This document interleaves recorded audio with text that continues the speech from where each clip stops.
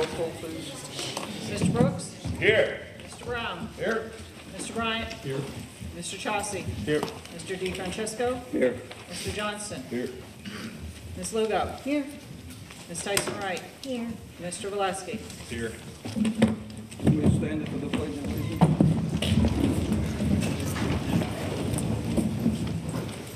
I pledge allegiance to the flag of the United States of America and to the republic for which it stands, one nation, under God, indivisible, with liberty and justice for all. Thank you.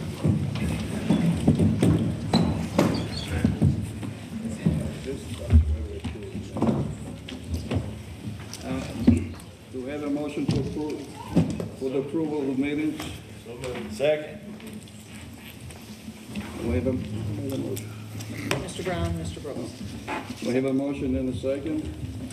Any questions? All in favor say aye. Aye. Motion approved. All right. Presentations. Student representatives. Student represent.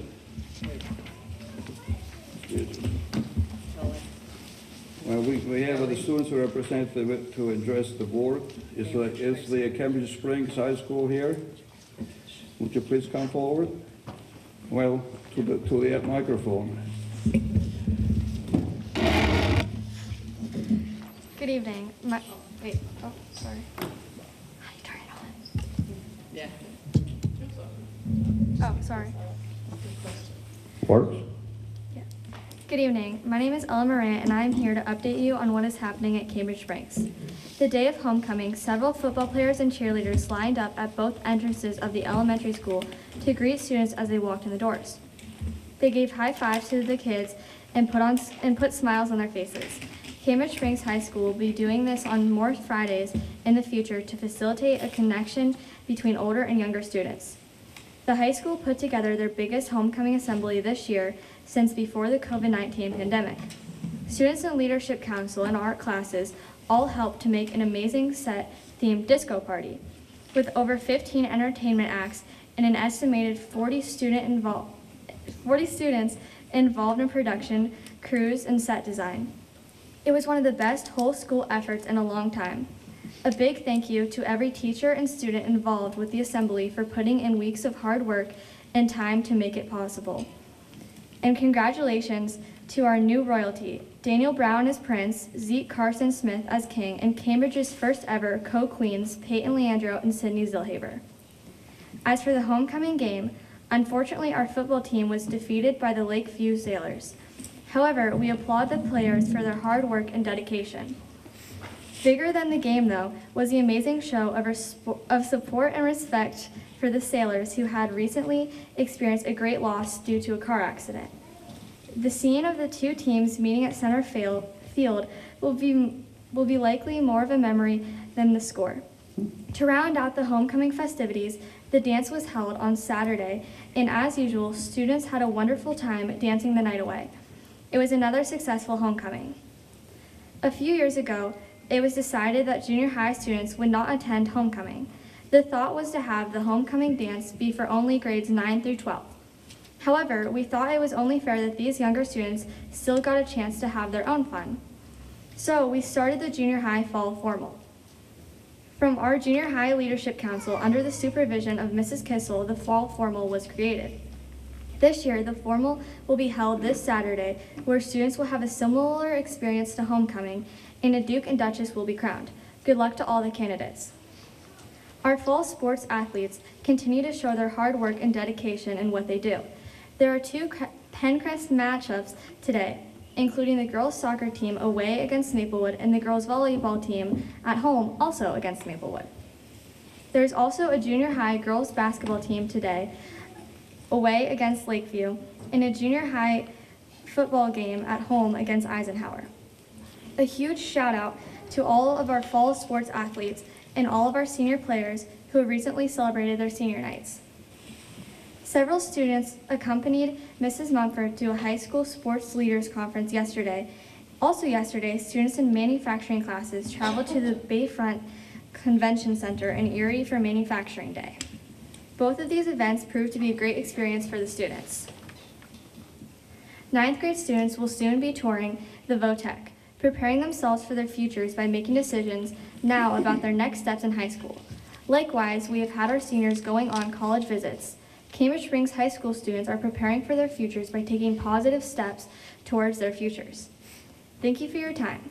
The Pitchfork looks forward to updating you next month on what is happening at Cambridge Springs. Thank you.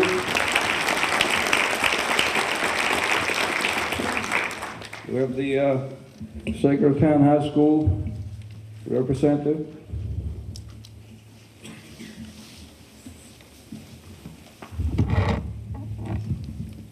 Hello, my name is Lorin or Zorian Edwards, and I'm here to update you on what is happening at Sacretown High School.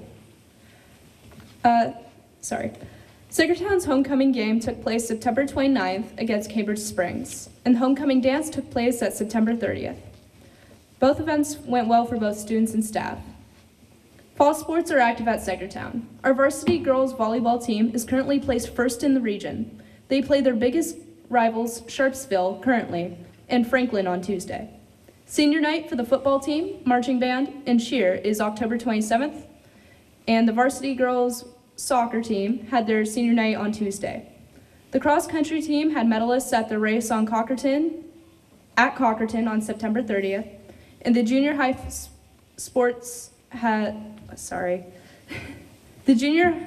fall sports season has come to a close. The Panther Press released 2 podcasts, multiple web stories, and our homecoming issue at the end of September. You can find them on our website or by scanning the QR code on the flyer in front of you.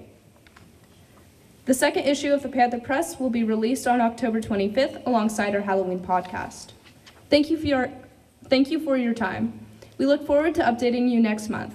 In the meantime, follow us at the Panther Press SHS. Thank you. The PA president, represented.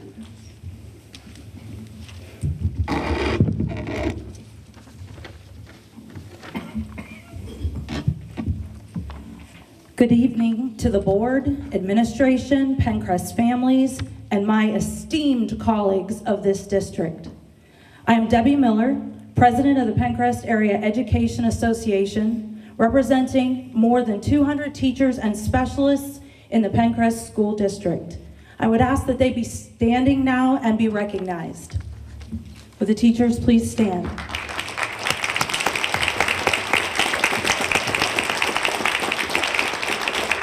Thank you. I speak to you tonight, as I always do, with students first on my mind. A school district is defined by the quality and commitment of its teachers. As you know, or should know, our Commonwealth is dealing with an unprecedented teacher shortage. The Pennsylvania Department of Education is issuing 73% fewer teaching certificates than it did just a decade ago. PENNCREST must compete in an ever-tightening labor market for teachers.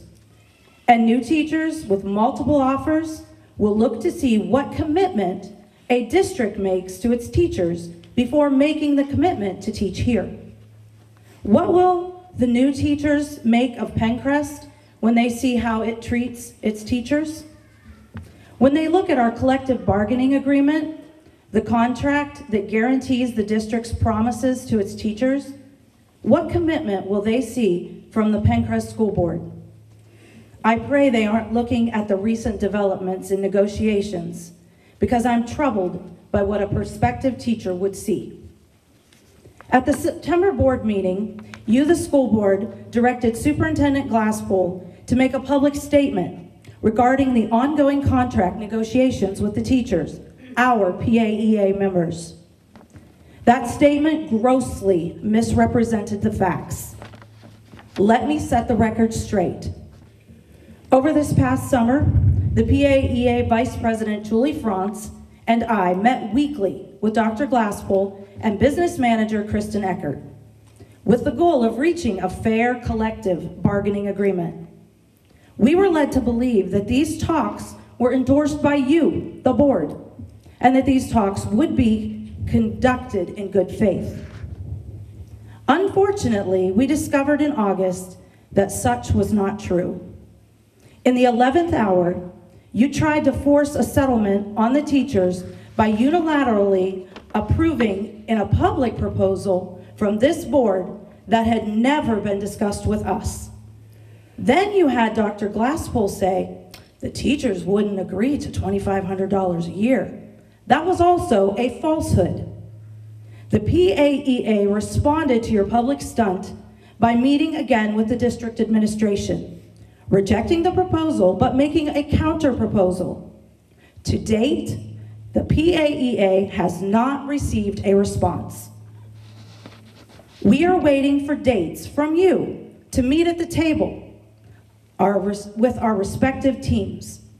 Just like this board attempted to ambush the PAEA and its members with your public proposal scheme, you also attempted to ambush this good community with your attempt to quickly and stealthily approve a new superintendent to replace Dr. Glasspool. I have a suggestion for you. Stop being dysfunctional. Stop playing games with the education of students. Stop attempting to limit the constitutional rights of your citizens just because they say something that you don't like. Stop focusing on spreading misinformation meant to vilify your teachers who have dedicated their lives to the well-being of our students and this community. Our PAEA members have a high level of education, training, and expertise. They have maintained their selfless commitment to their students despite being habitually disrespected by you, this board, and your agents. They have remained steadfast despite working for the second year without a contract. Other schools in Crawford County don't have your problems. They have reached fair contracts with their teachers long ago. What's the difference? They choose to do so. You are not. I implore you, the PENNCREST Board of School Directors, to put action behind your words. Stop telling everyone how much you value education, how much you value the welfare of students, how much you value the teachers. Your words are empty. Stop talking about it. Start bargaining in good faith. The teachers are ready to settle a fair contract. It's your move.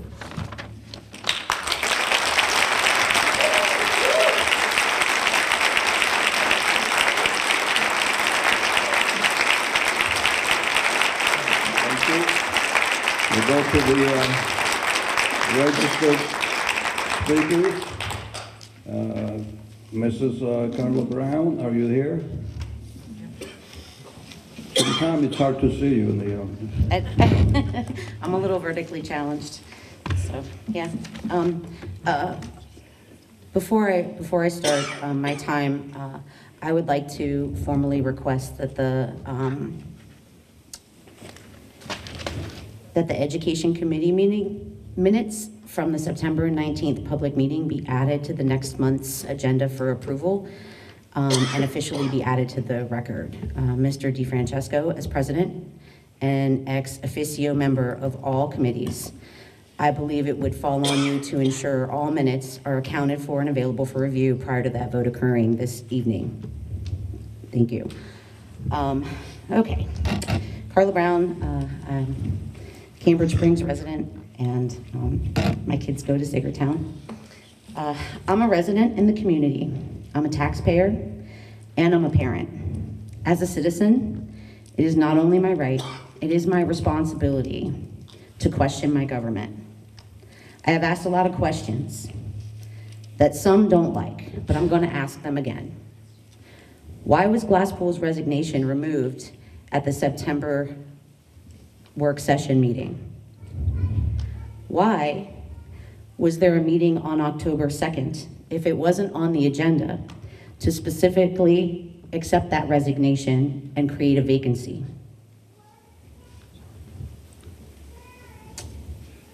If there is no board-approved resignation, is he still on our payroll? Is he taking accrued sick time? Is he taking accrued vacation time? Did he fill out the necessary paperwork with the central office before doing this? Doesn't that paperwork need to be approved by the board? I believe for teachers and other staff, if they take extended sick time or vacation time, that needs to be approved. We do it all the time, right? Those questions deserve to be answered. I know you're not going to, but I just wanted to reiterate that those questions are out there, and I'm not the only one asking them. In regards to hiring a superintendent, I think I have an idea of qualifications that the board would have other than state requirements. Let's see if I'm close. Number one would be Chief Administrative Officer for the entire district, which would include, but is not limited to, maintaining proper and appropriate records as required by federal, state laws, as well as what the board requires. Recommend, develop, and administer an educational program that supports our mission and vision and improves quality of overall education. Ensure the day-to-day operations within the district are effective and handle issues that arise promptly and delegate as needed. Ensure maintenance and upkeep of district non-instructional operations. Ensure fiscal responsibility and have business experience. Have an engaging relationship with staff to ensure proper supports are in place. They would be responsible for instructional operations like evaluations of staff at regular intervals and disciplinary actions as needed, interviewing potential employees and making recommendations to the board. Serve as the official spokesperson for our school district. The second thing would be Chief Executive Officer for the board, which would include but not limit attending all meetings where they're required to be present, and if unable to attend, delegate to the most reasonable administrator to be present in their absence. Serve as ex officio for all the committees for the board. Act as advisor to the board in matters of staffing, curriculum, business and finance, building and grounds maintenance, and all other aspects of this district. Perform any and all duties assigned by the board. How am I doing so far? Am I close? I think there's something that's more important. Be of good character. Have ethics and morals that they stand by. Be personable and engaging with all staff. Be slow to anger, but quick with kindness. Have a genuine desire to ensure kids succeed within our school district. Desire to work with and grow with our community, and have a plan to help the district not only improve, but succeed. Thank you very much.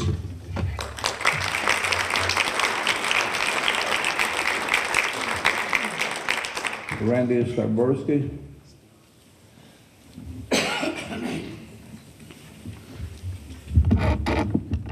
Hello, good evening. Randy Styborski, Venango Township. So I first would like to apologize for having to address this board 3 times within the past week and a half. However, I feel compelled to speak once more.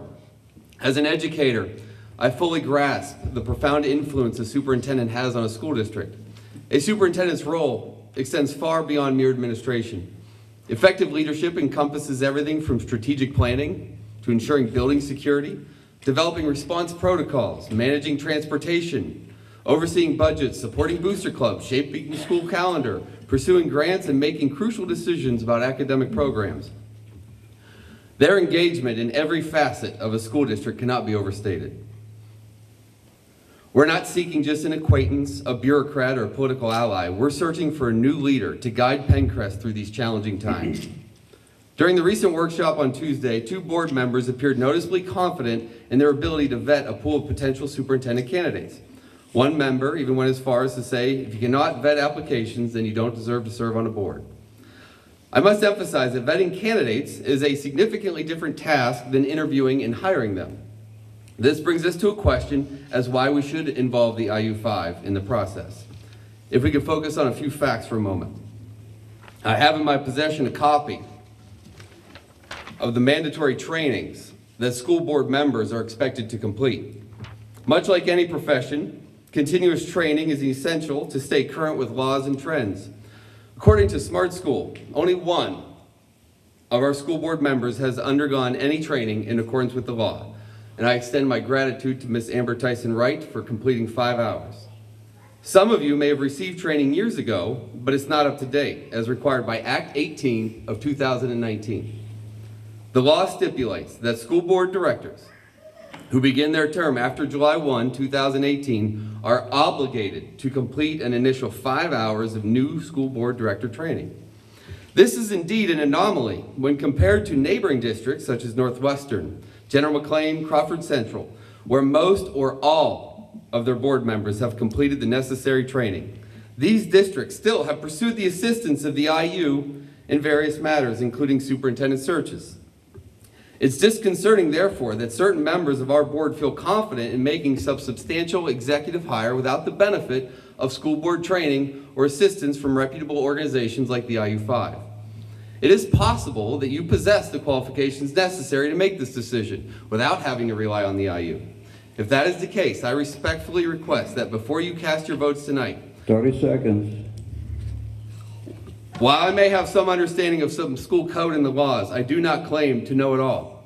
I suspect that you do not either. As an individual school board director, you may not possess the needed qualifications required to assess each candidate effectively. That's precisely why a sensible school board often enlists the help of external services such as the IU5. Thank you. Thank you.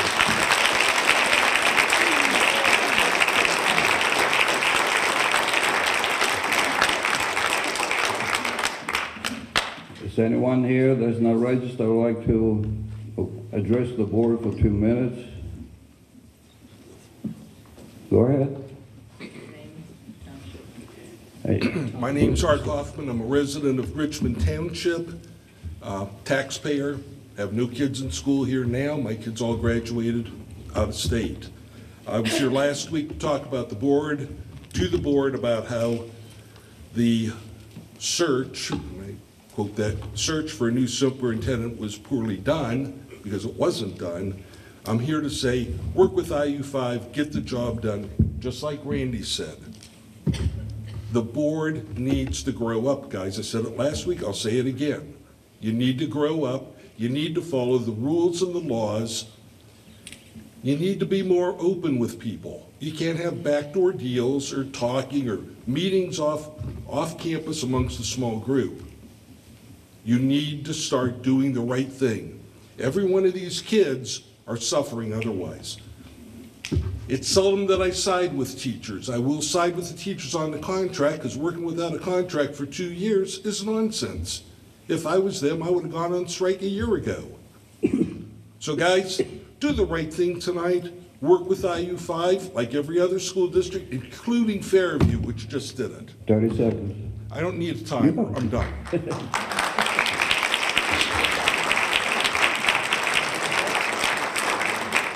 Anyone else? Oh God, yes, I love that topic. Oh God. Thank you for sharing that. You're welcome. I have just 2 topics to present for the agenda tonight. First is hiring the intermediate unit. Name and township. Brian Custer, Eastmead Township. Sorry. Okay? So the first topic that I wanted to talk about was hiring the intermediate unit to search for a superintendent. According to 2 members of the board that are at stage left, all money that can be cut from the budget has been cut. There's no sense looking for any further cuts. So taxes will need to be raised. So if this is true, where is the $7,000 or $8,000 coming from to pay for the intermediate unit? I'm not saying I'm against using the IU. Where's the $7,000 or $8,000 coming from? Where's it coming from? What program or part of the budget is going to be taken away from to pay for this search? I don't believe the teachers union is going to offer that money. Second, and related, all board members here were elected or appointed, right? So those appointed were selected by board members who read their resumes to vote for them to be added to the board, correct? So how is it the board members stage right 30 are seconds. now not qualified to look at resumes rejected by the intermediate unit? 30 seconds. To call someone unqualified to look at rejected resumes because they never sat in an HR office is condescending. let them look, because you want to take all the time you want to search for the best candidate. Why can't they look? Thank you. Thank you.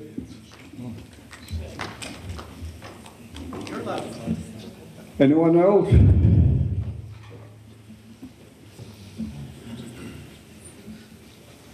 Mike Muckenop, Rockdale Township, Cambridge Springs, right on the border. I wasn't going to say anything, but somebody brought up a good point. Since the minister over here, who doesn't seem to believe that liberals are Christians or that people that are... Please address the board on the topic you want to talk. I am. I'm getting there. A topic that The concerns topic the board. is you can get, yeah, it is. Searching for a new superintendent. We just lost one. Where's the extra money we're going to pay him? Couldn't we put that towards something like that?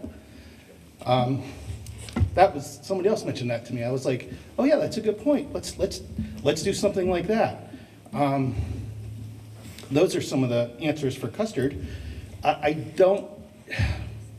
guess I don't have anything else to say besides, for those people that were offended by last week's, that say that we don't know you, I don't know some of you, but I do know some of you that have worked closely with someone who has done their best to cause this community a lot of trouble.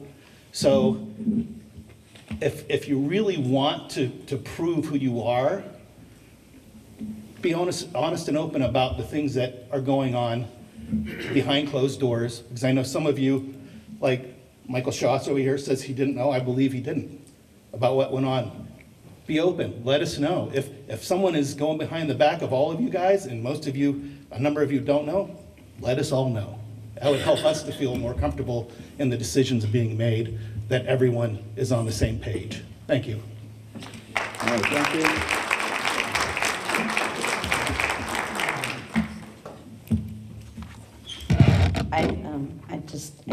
I wanted to 7 correct. minutes, Mrs. Carl. I wanted to correct something.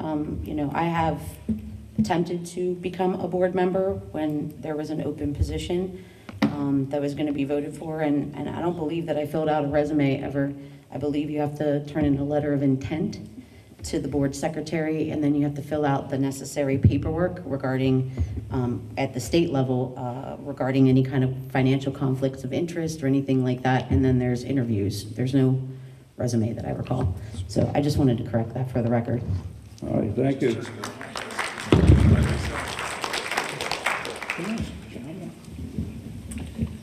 Anybody else?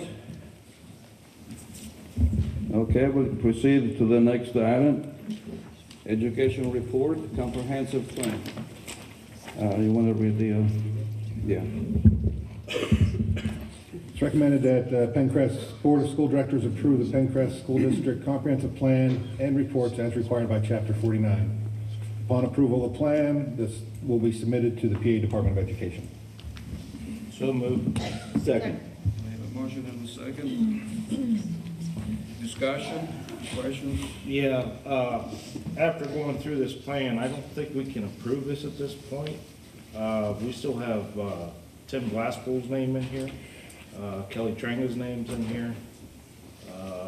There's a couple other names in here that aren't here anymore. For the Tim Glasspool one, that's automatically generated by the superintendent of records name. Okay. So I think later on the agenda, there's something to change that. Once we do that, the program will populate the selected persons. What about the For the other ones on the committees they were on, they were employees at the time that we had those meetings and made those plans. So what we do is typically, as we review the plan annually, new people get picked and we pull them out. But the people that are on there were the ones that were involved in the meetings that started about 2 years ago. Right. Until we got all the delays. So. Right, and I get that, but I didn't know if we could still approve it with people's names on here that. Maybe I can ask this solicitor. Yeah, I mean. Yeah, those things can be corrected. I mean, tonight you're going to appoint perhaps an acting superintendent, and the people who were on the committee can be listed in the report. So. Okay, so I thought I just wanted to make sure there's no. Yes, that's right. Okay. We can start off with Any something. further questions? All right, if not, all in favor say aye. Aye. Motion approved. Item 6B, I recommend that the PENNCREST Board of School Directors approve to partner with the Hayden R. Hitchcock Memorial Foundation to accept grant funding to be used to support mental health needs. So moved. Second. We have a motion and a second. Discussion, questions, comments? If not, all in favor say aye. Aye. Motion approved. Item 6C, recommend that the PENNCREST Board of School Directors approve the student athletic travel as listed. So moved. Second. We have a motion and a second. Discussion, questions, comments? If not, all in favor say aye. Aye. Item 6D, recommend that the PENNCREST Board of School Directors approve the attached resources and materials in accordance with Policy 109. So moved. Second. We have a motion and a second. Discussion, questions? If not, all in favor say aye. Aye. Motion approved. It is recommended, item 6E, that the PENNCREST Board of School Directors approve the Penn West Edinburgh student intern for spring 2024. So moved. Second.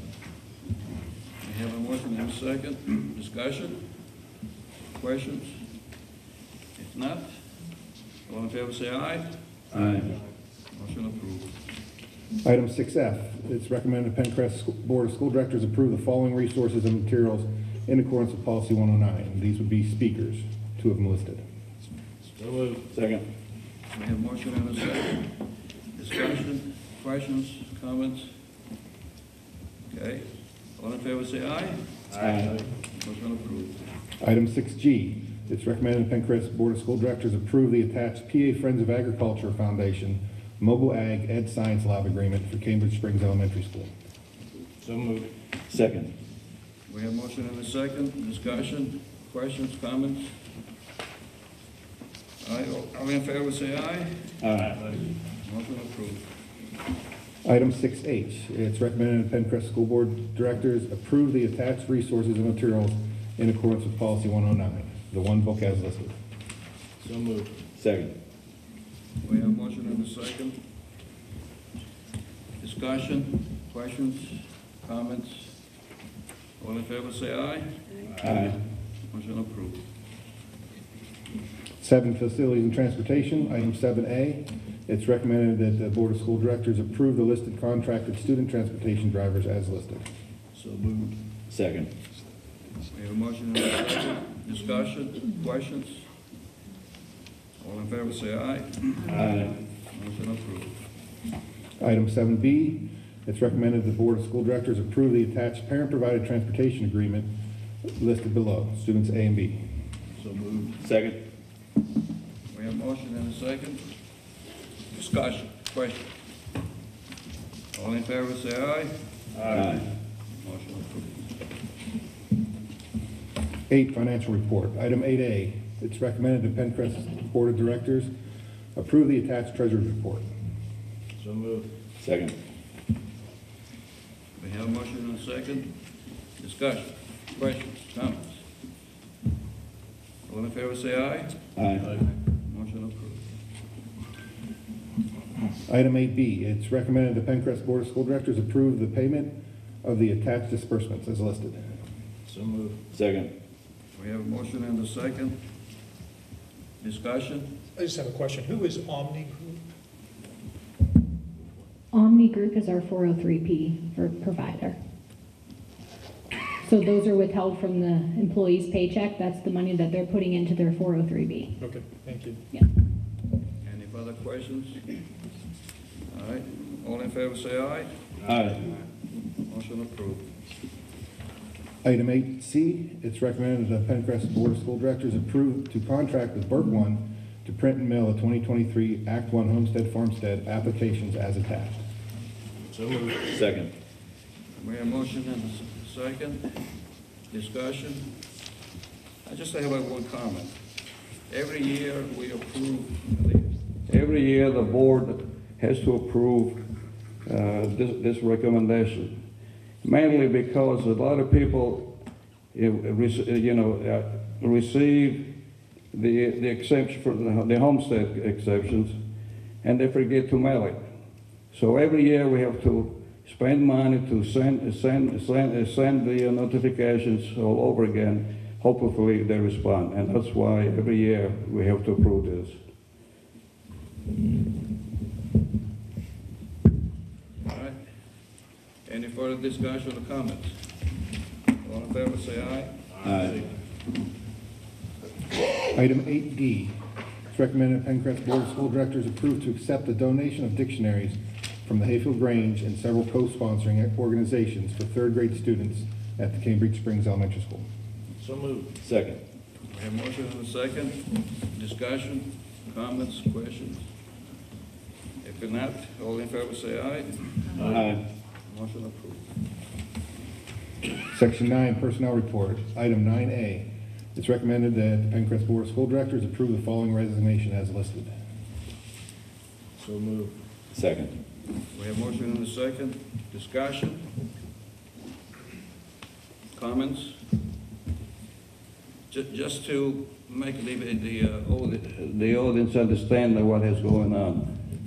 On September 29, all board members received an email from Dr. Glasspool that September 29 was his last day. Well, it was a shock to me. I'm sure it was a shock to all the members. And I tried to contact him, ask him what the hell was going on. Well, he never answered. He had an automatic answer to the email, and I did not have this new email where it works. He resigned at 29. All his payments stopped. Whatever we owed him was up to the date. So there were rumors spread that he was getting paid from two school districts. No, that was it. And the business manager could confirm that. And I did send the copy of the contract to the solicitor to find out if there's anything that we could do about it. And he told me, well, maybe the solicitor probably wants to say what. Well, it's the same situation anywhere. The district technically can hold someone for up to 60 days beyond their resignation date. But there's, practically speaking, very little that you can do to enforce that, because you can't involuntarily make someone stay. So Dr. Glasspool was quite adamant about the fact that he was going to finish up at the end of September, and beginning October he would be at Bell Vernon School District. So there's little that the law allows the board to do with respect to enforcing that. It's technically correct that you could make him stay for 60 days, but there's not a practical way to enforce that. Well, not only that, he had a lot of vacation day coming, and I'm sure he was going to use them. But in order to appoint a new superintendent, temporary interim superintendent, we have to make sure that we pass this motion tonight. Okay? So any other discussion on or questions? I do have a couple comments, maybe discussion. I just want to make sure we have this for the record, because September 29th was not the date of the email. There was actually an article in the paper on September 5th that Bell Vernon had accepted Dr. Glasspool or voted him in. Dr. Glasspool emailed the board on September 6th, so we knew in advance. This was on the September meeting. It was removed from the September meeting. We all knew that September 29th would be Dr. Glasspool's last day with the district, physically with the district.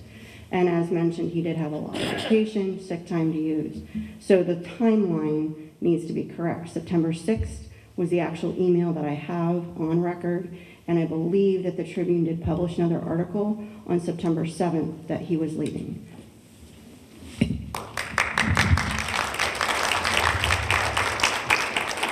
Like I said, the email that he sent was the day he didn't show up. We got the email on record. Anybody who wants to see it, I was just ask it, and I will send it. And I repeated over and over again to Mr. Glasspool, he cannot quit unless he was released from the contract from the board. And I'm sure that all members here remember that. And unfortunately, he quit. So here we are, and we're going to resolve the problem. Okay, any other discussion, any questions? I guess just a point of clarification. On the 6th, we all received an email saying that he was going to quit. It was on the September board agenda to accept his resignation, so there was not a surprise on the 29th that he had quit. He had said he was going to quit. The board took zero action before his resignation date, and you know, I don't know why this is an issue, but we should accept his resignation. If not any further questions, all in favor to accept the resignation from Dr. Glasspool, say aye. Aye. Any objections? Okay, if no objections, motion approved. Item 9B, recommended the PENNCREST Board of School Directors approve the resignation of the following coaches as listed. So moved. Second. We have a motion and a second. Any discussions, any comments? My comment would be to Coach McWright, thank you. Thank you for all your work with the boys. My son plays soccer. He will be sorely missed. He is at every game, but he's an amazing coach. The only reason he can't do it is because they are currently hosting a foreign exchange student, and PIAA rules prevent him from being a coach because the foreign exchange student is playing on the team. He's missed. Any other comments? If not, all in favor say aye. Aye. Motion approved. Item 9C, recommend that the PENNCREST Board of School Directors approve the following coaches as listed. So moved. Second. We have a motion and a second. Discussion, questions? All in favor say aye. Aye. Motion approved. Item 9D, recommend that the PENNCREST Board of School Directors approve to employ the following non-instructional staff as listed. So moved. Second. We have motion and a second. Discussion? Questions? All right. All in favor say aye. Aye. Motion approved.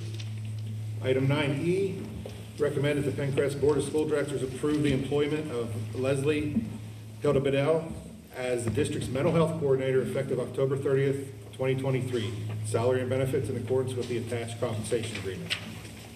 So moved. Second. We have a motion and a second. Discussion? Well, I have a discussion. At this time, I read the job description, and there's a lot of questions that should be resolved.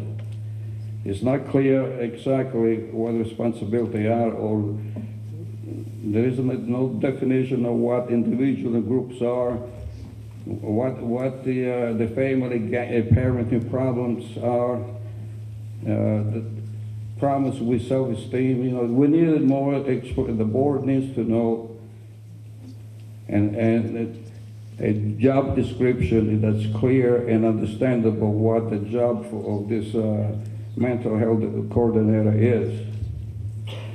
As far as I'm concerned, I don't think we really need necessary to approve this tonight. You know, we can table the questions. Well, I have. Hold on, you know, please be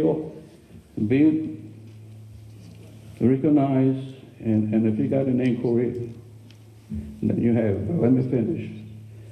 You know, we need more information, more clear information, and I suggested that we let the solicitor go over so we can have a clear job description what this job is all about. Now, do you have an inquiry, ma'am? Yeah, we already have a motion and a second on the floor, so we're going to have to take a vote on this tonight. No, not if somebody make a motion to table it. The motion was already made, solicitor, is that correct? There's a motion, a second, but under Robert's rules, anyone can, if someone wants to, they can move to the table. Okay, well, here's my concern. I did read the job description, and it is a well-written job description. The only thing from an HR standpoint that I would add to it, but I don't think any of our job descriptions in the district have what I call EJFs, essential job functions. That's the only thing missing. We have discussed at length the mental health concerns of our students, and not only our students, our teachers. It is important that we meet the students' mental health care needs. These are stressful times, we all know that, we have social media. I know that they're not supposed to be on social media, but they are. So there's a lot of things that our students are encountering that I never encountered when I was in school. I mean, I had to use a payphone to call my parents when practice was done. Now a lot of these kids, they have, you know, Instagram and I don't know, all these other things, TikTok and I don't know, Snapchat. There's a lot. And it is overwhelming to these kids. And there's a lot of bullying that goes on. There's a lot, even on Facebook. I mean, my goodness. The job description is well written. I, as a parent and a board member, feel that this needs to be approved for our children's sake. This is a long time coming. I know that we currently, in prior meetings, have approved contracts with, I believe, their psychological services associates or something, I can't remember what. It was an outside agency that brings in psychologists to help the school counselors and the guidance counselors, because my kids have used them. And it's very important to me that my kids are able to talk to somebody, to be able to be heard, to be able to have their issues addressed. So as a parent, as a board member, I feel this needs to be approved. There is no question we might need a coordinator. The only thing I'm asking the board is, are you satisfied with this job description? Are you willing to allow a mental health coordinator to decide what's needed about something, especially without parents knowing what's going on? So, excuse me, I'm sorry.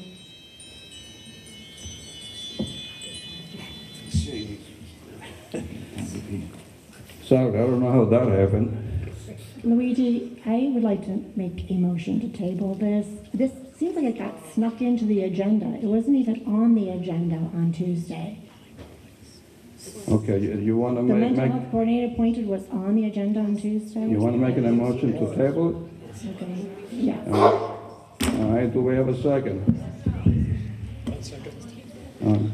We have motion to table in the second. Now we can discuss in the table. That's a replacement position. Yeah, I guess I'm totally confused by how ignorant some people can be. This is a replacement position. This has been on the agenda. And now all of a sudden we're worried about the job description. That's been okay for, however, I just read the job description. I don't have any problems understanding what the job description is. We're in need of this. Our school's in need of it. So we table it, put it off another month? Because you don't understand the description? No. If I could add. add. Mr. Brown. No, I want you to answer that, because if you I will don't answer understand if you allow me. So take it easy. Oh, I'm not. We need a description. We cannot allow an individual that we pay him $52,000 a year to determine what the clients, or whoever the clients are. We need definitions. We need clarification. Do you understand that we're not saying don't do anything? We want a clear definition of what this individual is going to do. My wife's family's got a real bad incident when he's a young kid that attended this district, had a problem, and complained about their parents. And then the county agency came over and took the kids away from the parents. Then he got upset and he said, I don't have a problem, I want to go back to my parents. They weren't allowed to go to parents. What does this have to do with this job Because it's a mental health. Stop interrupting. You Stop are being interrupting. I'm not. Oh, you can leave. No.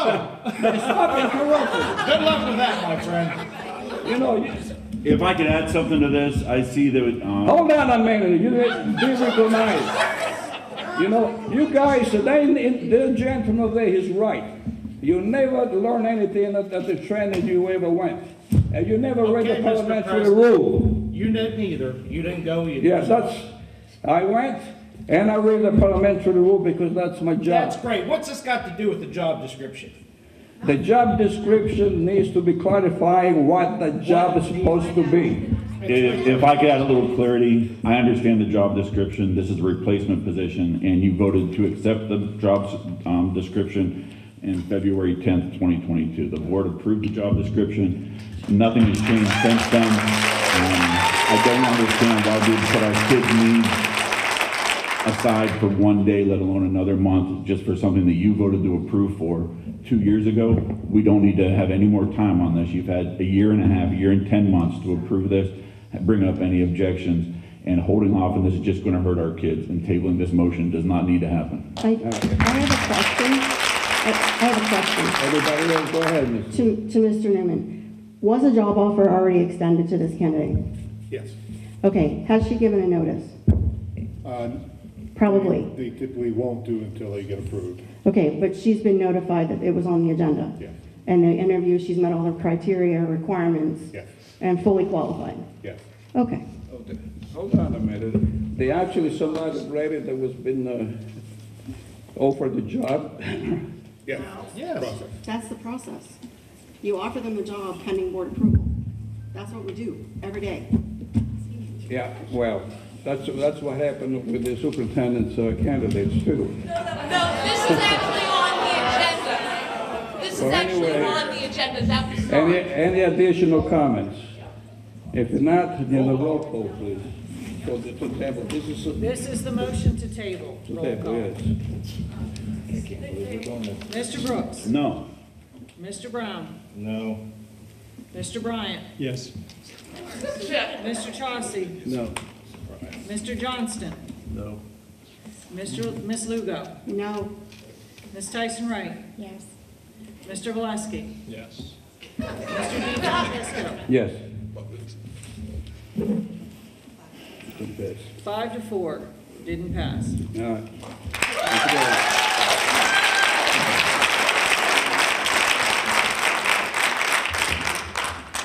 All right, now we need any further discussion on approval of the position.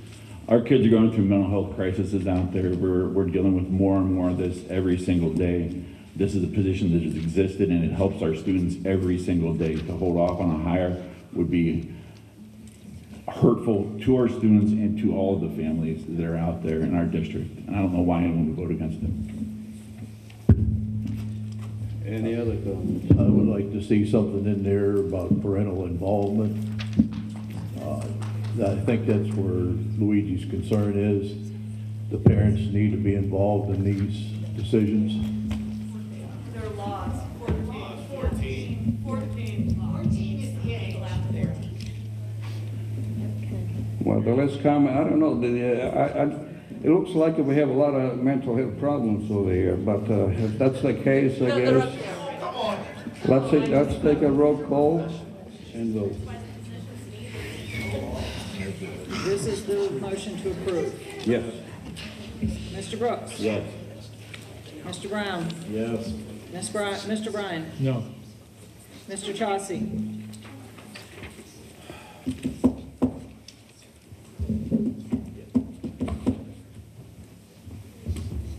So 14 is the age limit that the parents can.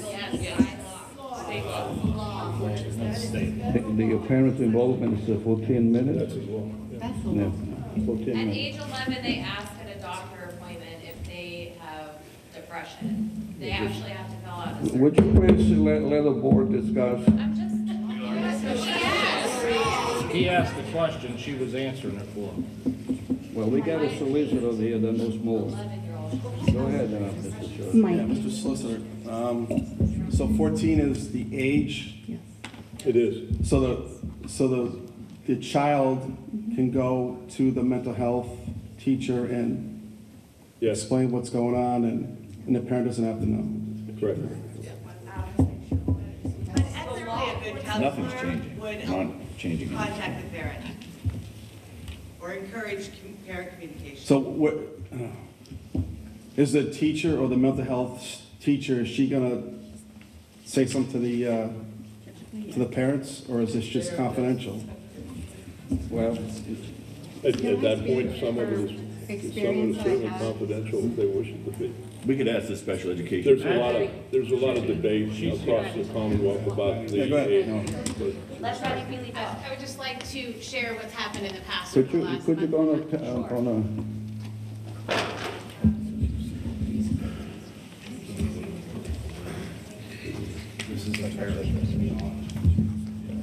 So this position has been in the district for about a year and a half.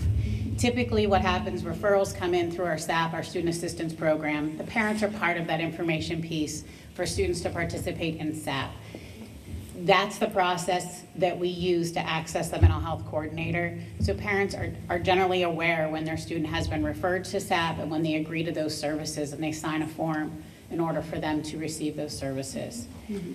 A student can access the services outside of school at the age of 14 without parent involvement or parent knowledge.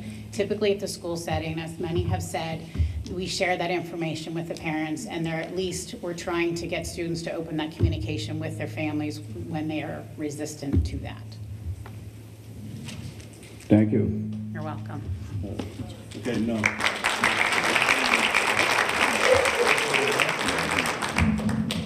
Mr. Johnston? No. Ms. Lugo? Yes. Ms. Tyson Wright? I didn't hear you. No. Mr. Valesky? No. Mr. D. Francesco?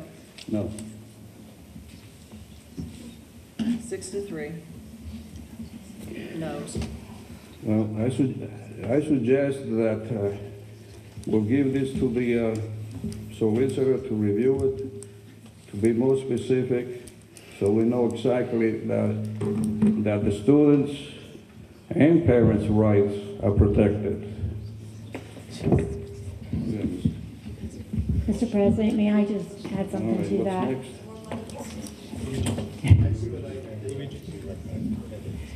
May I just add Oh, I'm something to that? sorry. I just wanted to Go explain to ahead. the public the reason why I tabled that is I feel like we need just a little bit more information. I'm not saying I'm against hiring this person, but we didn't know we didn't know that it was a replacement position. That discussion never took place as far as what I found. Give us a new date. Yes, it did. Don't put it off a month. Last poll discussed it. If we're all making after the motion discussions, I'll chime in. We discussed this previously. We knew we were hiring for this position. It was on the agenda. The solicitor reviewed it before. We follow state laws, and this is going to hurt parents, families, and kids. Okay.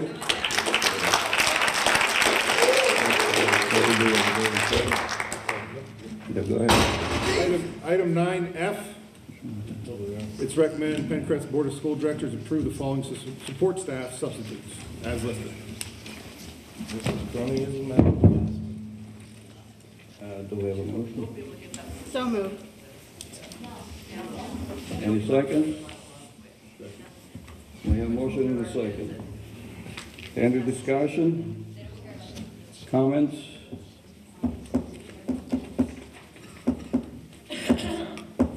If not, all in favor say aye. Aye. Motion approved. Item 9G, it's recommended PENNCREST School Board of Directors approve the following volunteers as listed. So moved. Second.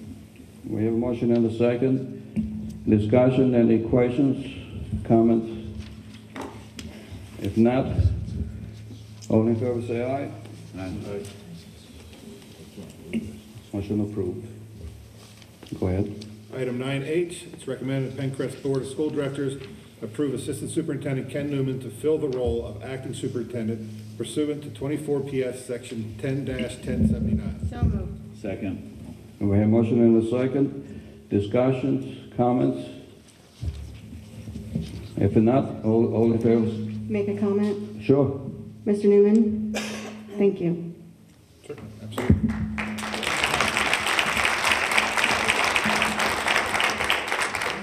All in favor say aye. Aye.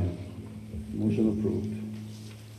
Item 9I, it's recommended that PENNCREST School Board of Directors approves a contract with Northwest Tri-County IU5 at a rate of $7,000 to engage in a superintendent search. So moved. Second. We have a motion and a second. Discussions, comments, questions? If there are no questions, all in favor say aye. Aye. Motion approved.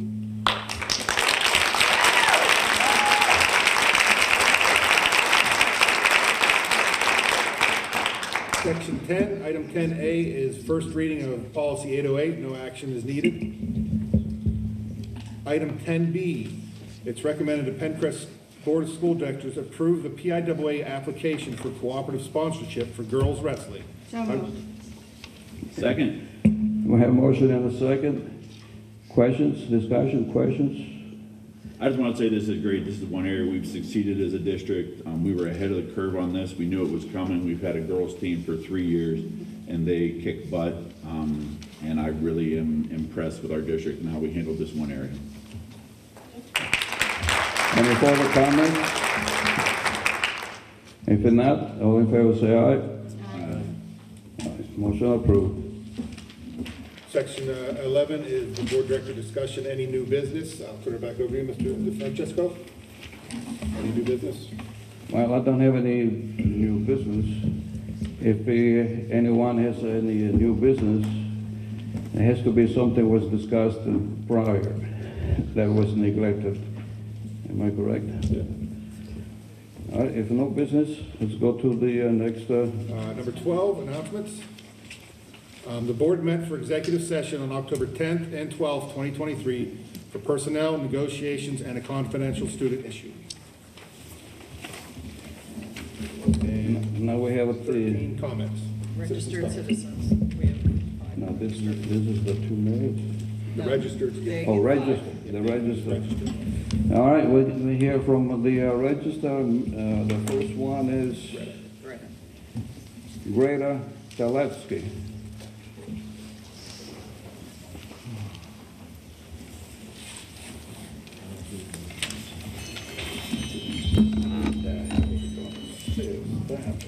Good evening. My name is Greta Tefelsky from Troy Township. Last month, I stood before you to bring you my concerns regarding the transportation of my daughter to Crawford Christian Academy in Meanville. I have continued to travel 28 miles per day to get her to and from her bus stop, incurring more miles and expenses as each day passes by. On September 25th, 2 weeks after the school board meeting, a transportation committee meeting was held with Mr. Dixon, transportation director, the superintendent, members of the bus companies, and parents. By the end of that meeting, we had come up with roughly 9 different options and scenarios to consider that would be better than our current group stops or a route that we were told would last 2 hours and 20 minutes. Mr. Dixon and Dr. Classpool concluded at the end of the meeting that those options would be distributed to Crawford Christian Academy's administration to then review with the affected families to find the best fit. I was feeling hopeful. However, on Monday, October 9th, after 2 full weeks of not hearing anything, Mr. Dixon provided 2 new options for us to consider. One new option was door-to-door pickup starting at 5:20 a.m. And the other option was a hybrid model, which had door-to-door pickups for some families and a few group stops scattered in. Neither of those were better options, and honestly, felt like there was little effort put in to make them better. Last night, we had a meeting with the Maplewood families and CCA administration to go over those new proposals, as well as 2 additional routes Mr. Dixon provided to us yesterday afternoon. What we all concluded is that we still want the same transportation options the other private schools are receiving, and that is door-to-door pickups at a reasonable time of day. There are multiple ways to achieve this goal, but ultimately, it will be up for you to decide. All we are asking for is equal transportation opportunities as the other private school students receive in our area. My hopes for tonight was that this issue would have been on the agenda so that it could receive a vote so that we could have a resolution. Since it was not made a priority for this evening, I am asking that you hold a special voting meeting on this topic to resolve this issue promptly. In conclusion, through my interpretation of the law, combined with the lack of clarification of the laws from the last school board meeting, I am requesting compensation in the amount of $3,833.06. For the 180 school days last year, multiplied by the 28 miles I am forced to drive daily, the amount of compensation owed to me and my family is $3,301.20. In addition, since the start of the school year, another $531.86 is owed for the 29 days of school thus far. This amount will continue to increase until a school district begins to operate in a lawful manner. Thank you.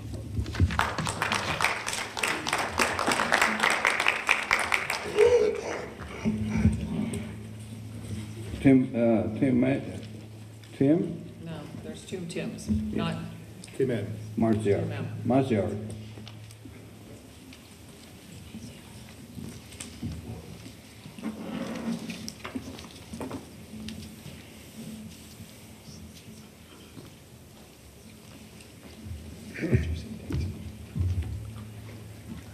Good evening to everybody. Tim Maziarz. Your name and, I'm getting there. Tim Maziarz. My wife and I have been residents of Woodcock Township for over 40 years. I'm kind of naive about this transportation. We had two kids graduated from PENNCREST, and we were quite pleased with the education and the transportation that was provided to them. We didn't feel compelled to go to any private school or anything. And it just amazes me that the transportation is even taken care of. Maybe I should be speaking to our lawmakers instead of you folks, if that's what the case is, but it's mind-boggling to me. It seems like the tail is wagging the dog. And that's, like I suggest, I'm a little naive on that area, so I guess I have to be informed. I guess, like I suggest, I'll say it again, that it's probably the lawmakers I have to talk to instead of you folks. So I guess that's it. Thank you. Thank you. Tim McCloskey?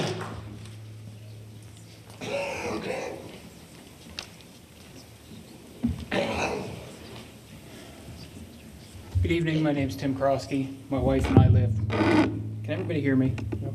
Okay. My name's Tim Krosky, my wife and I live in Troy Township, and I, like Mrs. Tefelsky, spoke last month about the issues with the busing to Crawford Christian Academy. So for those of you who don't know, there's kind of an issue. A lot of the families, we're driving anywhere from, my family drives 6 miles, 7 miles, up to 10 miles to our bus stop to get our children to school. So I'm not going to touch on, I was really hoping that it was going to be on the agenda tonight to vote on. But obviously it isn't.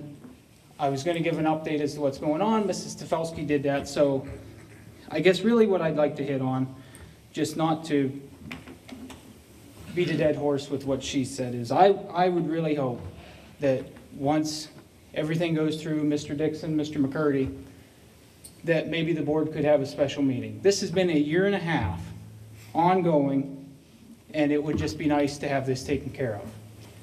I know all the options, they're going to cost the district more money. I understand that. I know we've talked a lot about money tonight. Where's the money coming from? However, I do firmly believe that no matter what the cost, it's a small price to pay to get the school board, the school district, into compliance with state law. So I appreciate your listening to us. I appreciate you hearing our concerns. Thank you very much. I look forward to what goes on in the future. Thank you.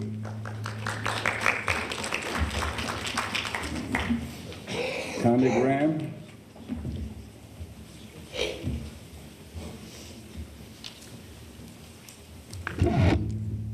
Good evening. My name is Connie Graham. I live in Hayfield Township, Sagertown attendance area. I'd like to thank each of the board members for the time that you commit to or donate to being part of the board. I know that you have other responsibilities, and I appreciate your commitment to the board. I have some concerns. I attended the meeting last Monday regarding the superintendent, and I've attended other meetings. It seems clear that some of you have serious trust issues with a large number of district residents. And it's very difficult to get anything accomplished if you've got serious trust issues. And of the people who have those issues, no one seems to be willing to resolve those or to try to sort those out. On Monday, when I came in the door, I once again thought, this is an opportunity for some board members to begin to rebuild trust. I hope they take it. Building trust takes being honest, taking responsibility for your actions, and either defending them in a coherent way or admitting that you've made a mistake and vowing to correct it. Making transparent and ethical decisions, genuinely listening to concerns and answering questions even from people who you do not agree with or like, assuring community members that they've been heard and understood, and treating all community members with respect and dignity. Unfortunately, many of you did not use those skills. Some board members are consistently building trust with the community, and I commend you for that. When others don't put forth the efforts, it's saddening and maddening. Honestly, some of you just keep shooting yourselves in the foot. Trust has been badly broken, and maybe it's not repairable, but attempts would be refreshing. By the way, I do understand that at times audience or speakers are disrespectful to some of you, and that also is not okay. Last Monday, community members came forward with honest concerns. Although a few speakers said things that were disrespectful or maybe shouldn't have been said, the others all merely pointed out behaviors that they felt were wrong. They were justified in doing that. This presented a chance for board members to rebuild trust. Several board members did by thanking the audience for attending and by their demeanor after the meeting. Others blamed the crowd for attending, called the gathering a mob, and accused speakers of slander. Remember, it's only slander if it's not true. A board candidate said that the gathering was created and implied that a board member or members created a setup. He spoke divisively of audience members, the left, teachers, and past teachers. I'm kind of aghast that teachers are interested in what's happening in the district and attend these meetings. He implied that those folks did not have a right to attend. Essentially, some board members and a candidate tried to intimidate community members for disagreeing with them. They insinuated that our community members shut up. Some of you post negative comments on social media about the LGBTQ community, the previous left-wing board, teachers and former teachers, and about other board members, implying that all of those groups should, again, shut up. In the recent past, a document used to censure Jeff Brooks said that he incited the gay community. This implies that the gay community could not figure out what was happening here by themselves, and that they and Mr. Brooks should shut up. Teachers especially seem to be targets for disrespect. They seem to get a lot of calls to shut up. I have 2 adult children. They both graduated from Sagertown, and I'm very proud of the adults that they've become. If I undermined and disrespected teachers and administrators to my children, they would not have become the adults that they are now. They formed important relationships with school and school staff. From teachers and other school staff, they learn valuable lessons like respect others and get along with people who are not like you. They need those lessons to have a well-rounded life. All children do. One of my children in particular was a real handful and survived and thrived because of support from school staff. Does that mean that all teachers were good? No. Perfect? No, but neither are the rest of us. Those of you who disrespect teachers are hurting children. Of that I have no doubt. The point is, some of you are running on a platform of empowering parents and students, yet you appear to consistently tell people who are parents or students, among others, to shut up, damaging community trust. One last thing, it might be helpful going forward if board members are required to get training. It might help them to find their way, influence them so they don't shoot themselves in the foot, and may help them to make more of the valuable time that they commit to this board. Thank you for your time.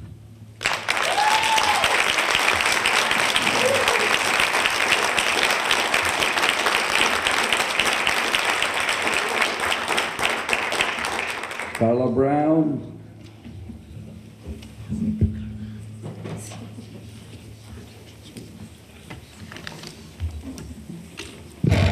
Carla Brown. I live in Cambridge Springs and my kids go to Sagertown. I just wanted to say 2 things before I say what I came up here to say. Is number 1, I appreciate these people that came up and talk about transportation. I have a principal-to-principal agreement and have transported my kids the entire time that they have been going to Sagertown from the Cambridge Springs area, and I have had little ones and babies, and I know how much of a struggle that is, and I truly appreciate that you came up here and talked about that. The second one is that I'm extremely disappointed that you voted no for this mental health coordinator to be appointed. There's no words. There's just no words. There's no words. I'm also disappointed at the approval of your cookie cutter plan you're submitting to the state. This plan came out last month.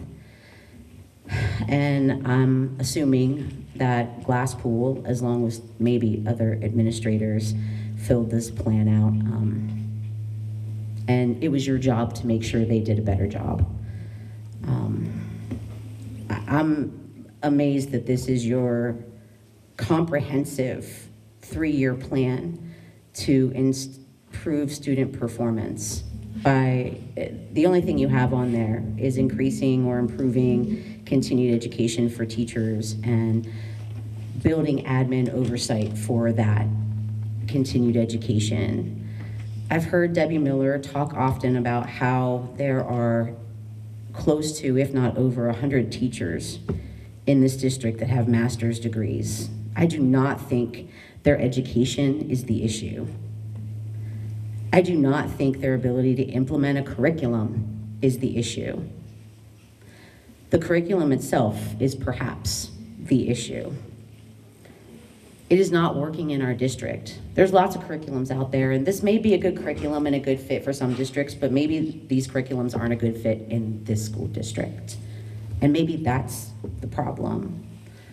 If this board wants to improve scores in core subjects, I think the answer is within all the extracurriculars that you have just cut, and you keep cutting and keep cutting the spending for. Music, arts, drama, field trips, sports, student improvement programs, tactile engaging programs such as these are proven to engage both hemispheres of the brain, and when you do this, it improves their critical thinking, their problem-solving skills, and has been shown to increase scores in core subjects.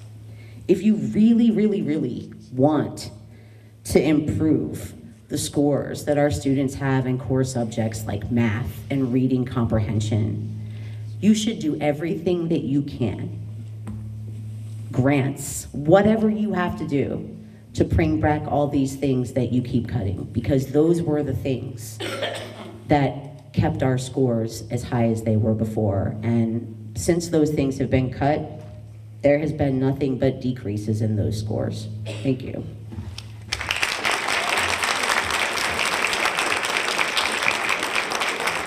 Thank you. Anybody else that would like to say something for 2 minutes? Any new individual that would like to come up to the... Okay, if not, we can go to the next item on the agenda. Is anybody there? Jeez, that was kind of slow. Hi, my name is Lorin or Zorian Edwards. I'm a Sagertown student. I do not speak for the press. I am sorry for still wearing the shirt. I'm just going to say that I've spoken at these meetings before. I've come to these before, and that I've spoken to you before. But if you have not listened to a single word I've said up till now, I ask you to listen to me now. The mental needs of our students are lengthy. We need someone to talk to. And the more resources there are, the more opportunities there are for us to grow as people.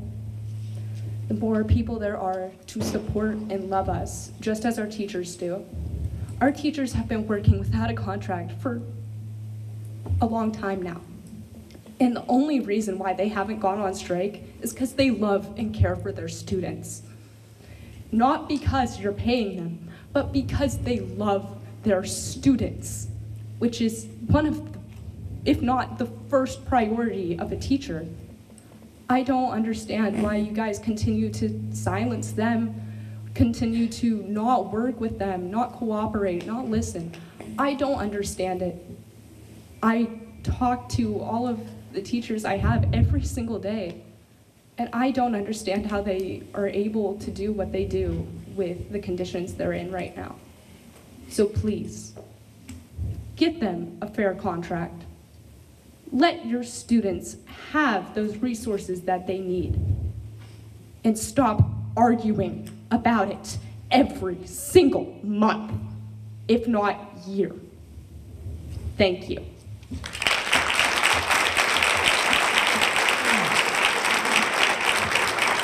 Anybody else? Yes. Name, please, and David Dutton, Cambridge Springs Township, 97 grad. Oh, is it this one? 97 grad, live in Cambridge Springs Township, have 4 students attend the school right now. First of all, I'd like to apologize for my behavior later. I made a few comments, or earlier, I made a few comments when it came to the mental health. I would just like to clarify my feelings on that. Just like you on the stage said that you had personal family experiences with some stuff like that, I would like to say my experience. I'm a retired 25-year Army vet. I've lost 14 soldiers to suicide. Mental health is real. I'm affected by it. My family's forever going to be affected by it. The teachers I deal with, the coaches that coach my children, they get it hard for me. But I want the best for our children, just like everybody else. In the military, as a leader, if there was something you could do to change that, you would do whatever you could. You guys are the leaders for this school. It is the responsibility to make sure our children are looked after. I know you can't table it again tonight, but I beg with you and I plead with you, rewrite the thing. Add the thing about no medications or parents' involvement. Do what you gotta do. Don't put it off another month. I tell you what, God forbid we lose a student. See how you sleep at night. It'll affect your life forever. I beg with you, expedite the application, get somebody hired, work with our children. I apologize for my behavior, clarify it, please look after our kids. Thank you. Thank you.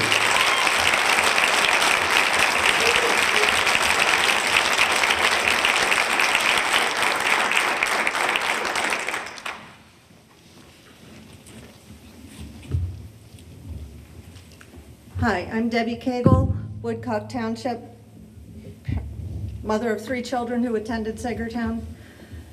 I had no intention to say anything to the board tonight, but when you decided not to hire the mental health coordinator, and then after hearing the comments from the people that have spoken and the heartfelt words of Loren, who was near tears as she was talking to you, I am here right now to ask you to please reconsider and vote on it tonight so that we don't have to wait another month for the kids that may need this critical help in school.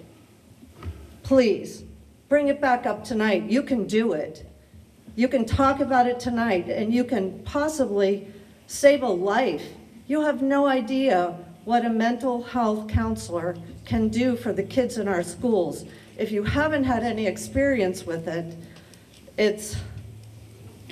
you just have no idea. And please just open your minds to this position and to do it now and not wait another month. If we need to revise the job description a little bit, let's do that tonight. Let's add that now. Let's not wait. Thank you.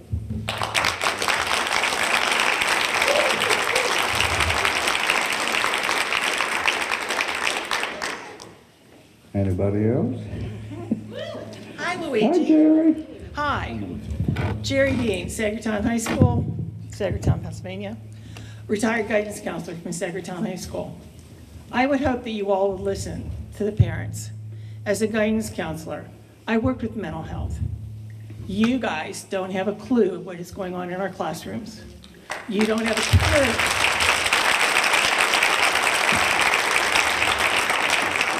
To what our kids go through day in and day out. For some of them, getting to school is a major accomplishment. You all act like it's a walk in the park. It's not. That description was approved by this board a year and a half ago. Why all of a sudden, Mr. Luigi, you approved it? Is it all of a sudden an issue? Why? You as a board have the right to bring that item back up. You approved that, but you approved that job description before. There's nothing that you need to have changed. It's fine. It meets the federal guidelines.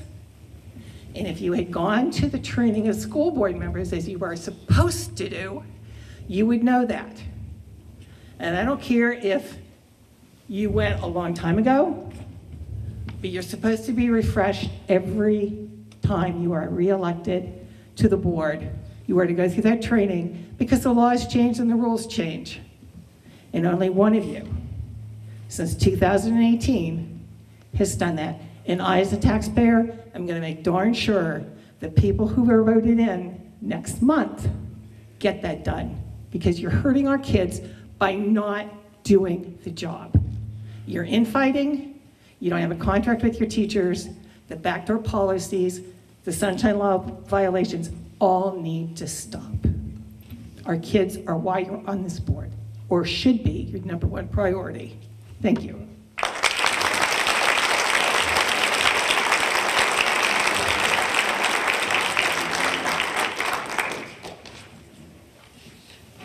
Hello again, Rainey Styborski, Venango Township.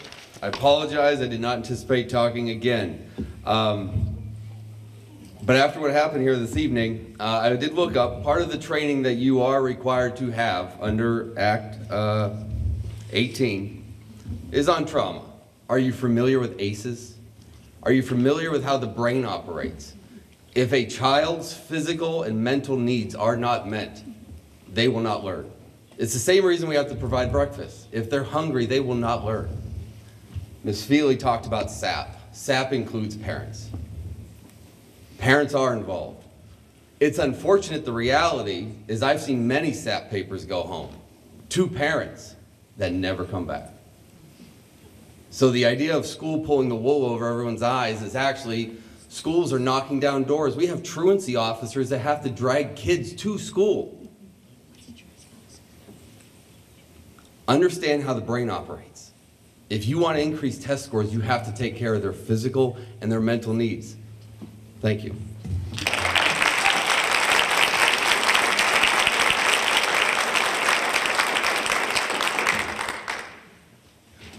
Hi, Kimberly Escalante. I am a lifelong resident of Cambridge Springs. I graduated from here. My children are currently attending. I had no intention of coming up here ever. There have been many things that have disappointed me, but tonight I am beyond. My children personally are affected by the mental health professionals that have been in this school, and without them, they wouldn't be here every day. I would have to keep them in cyber school because school was not something that they could do or can handle. But because of the mental health professionals, they're here. You tonight approved the Hayden Hitchcock Foundation. Do you know why that's a foundation? That right there, and the fact that this was tabled is mind-blowing. Please look into what that foundation is. I am not going to discuss it because that's for those founders to do. But this is absolute, I'm shaking, I'm so mad and upset over the decision to table this and to not, just over a job description that has been in effect for how long? And this was a replacement position. It's embarrassing, it really is.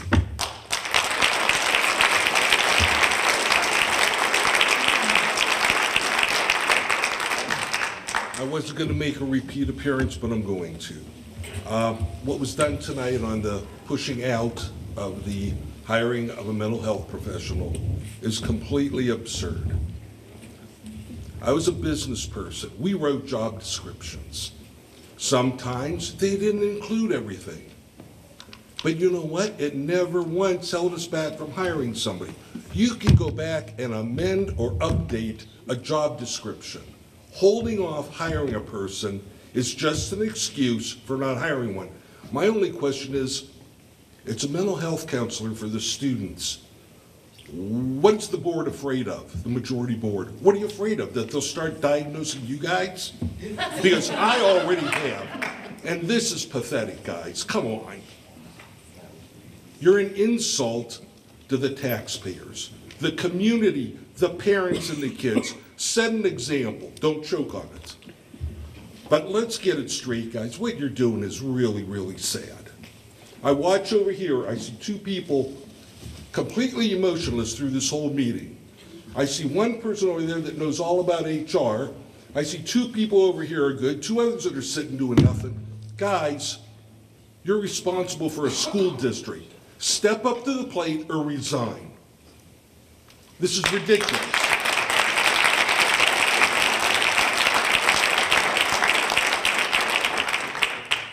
All right, couple more.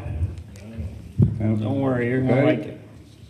All right, I'm Philip Dragisavic. I graduated in 2021. I actually had quite a few classes with Hayden Hitchcock. And to piggyback off of what she said, it is kind of crazy that when it costs you guys nothing, you will say yes and pass it in as few amount of words as possible to accept money from Hayden's foundation.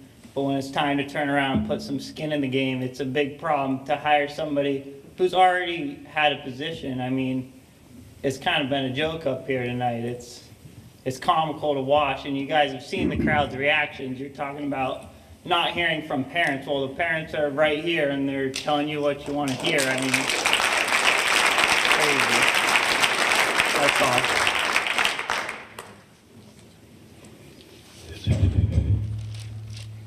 Teresa Goldsmith, Woodcock Township, teacher at Cambridge Springs Elementary School, emotional support teacher, learning support teacher. It's my 38th year of teaching.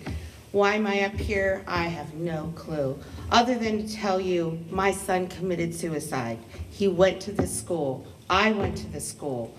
Had we had professional help at the time that my son went to school, I think I would still have my son here.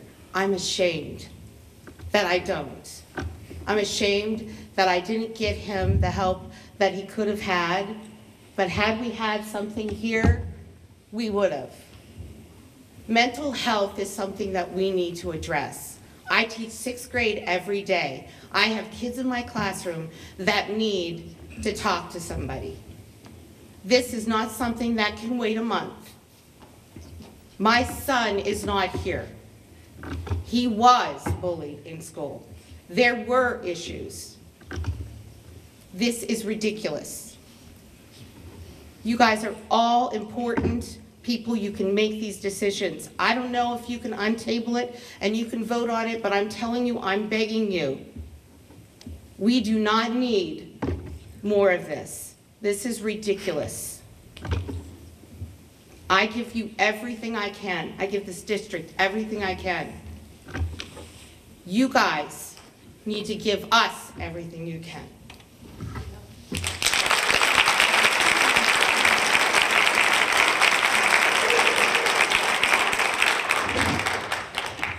Hi, once again, Connie Graham, Hayfield Township.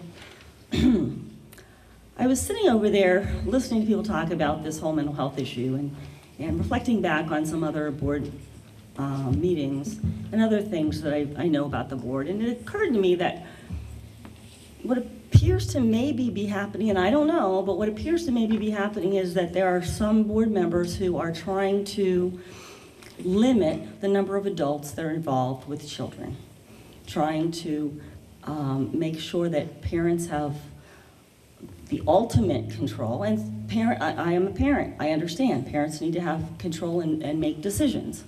However, to have well-rounded kids who can function in our world today, the world now is not like it used to be. In order to have kids that have good mental health, who can learn, who can grow up to have the jobs that they care for and live in the communities that they care for, et cetera, et cetera, et cetera, they have to have a lot of adults who care for them, with a lot of input into how valuable those kids are. That's important. And by taking away this mental health count, I know you're saying you're just tabling it for a month, you're putting kids at risk, you're putting families at risk.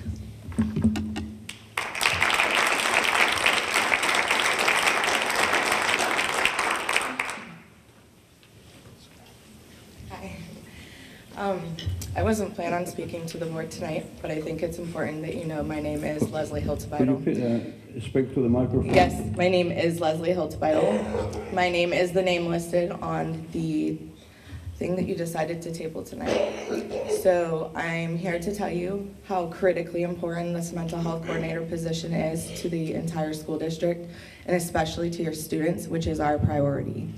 And I have spent the last 15 years working in students with mental health problems, and this is a serious issue that all of our communities are facing. So I'm here to tell you that I am dedicated to PENNCREST School District and helping our students become better individuals in their day-to-day lives, and in order to do that, protect their mental health. It's crucial at this point. So I just wanted to share that with you.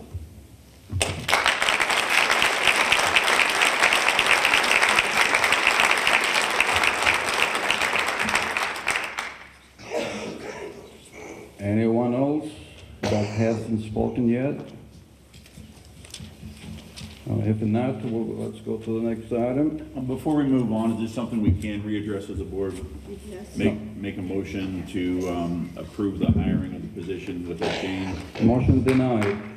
I was asking the solicitor. Motion denied.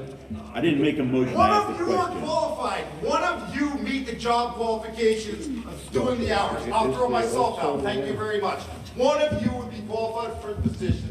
Mister, you're disturbing this meeting, and it's against the law. What's against the law? We table? If you care. I guess You don't want to I'm, serve on the board without those hours. You're the leader. You should have made sure they had it done. This is what we do.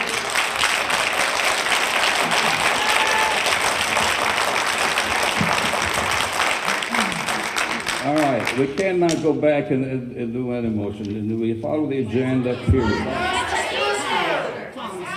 Now, let me make you understand one thing. The board here is, we have parliamentary rules and agenda rules. We cannot break them because we have enough lawsuits that thanks to groups we have been paid a lot of money. Mr. Luigi, can you please let the solicitor address this? Please. Well, I would be glad to. Go ahead.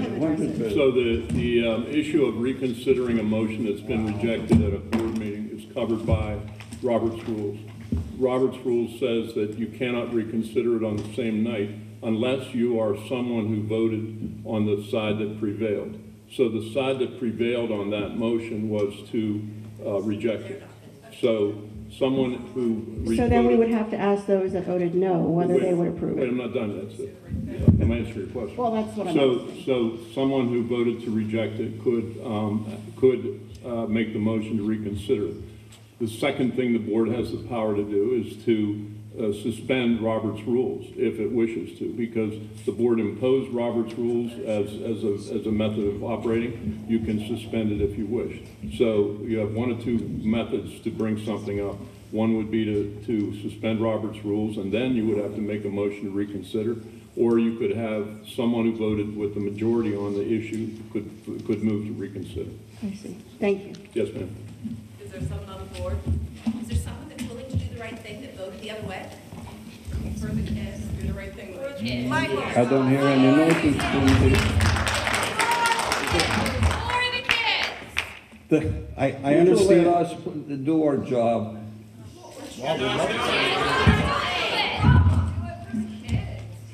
Maybe some kids should have gone to school. Just go on. I think you have a board member, Mr. Johnson. Chelsea, The mental health, I totally understand the mental health, what's going on with the school system, especially the last 3 years with COVID. For me, it was a parent situation. That's what I'm concerned about. Which, as Patty said, they're involved. And I trust Patty. I mean, we interviewed her for all that. Like I said, as a school board, we all care about the needs of the kids. I know you guys don't think so, but we do. I have a 12-year-old in Maplewood right now. Mental health, it starts at home. It starts with loving the kids and creating boundaries and all that, but also starts with that person who was in the Army and had trauma and bullying and all that goes in school. So we need mental health. But for me, the parents have to be involved. That's my concern. I don't like to see kids going it by themselves. I'm involved with my kids at all times. I'm sure you guys are too. That's the only concern I had was the parents being involved. There's kids that don't have, what about the kids who don't? The kids who don't have parents, obviously they do, yeah. But for me, the main concern was the parents. And so I don't know if so I will vote yes to it. I'll reverse my vote. If that's, I know you agree with. Make a motion, I make a motion. You have to make a motion to reconsider the earlier action. Make a motion, reconsider the, You voted in the majority, I believe. yeah. Okay. You need a second. Second. Is there a second from the majority?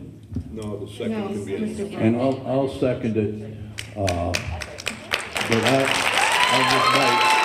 I want to make sure we got the parent involvement.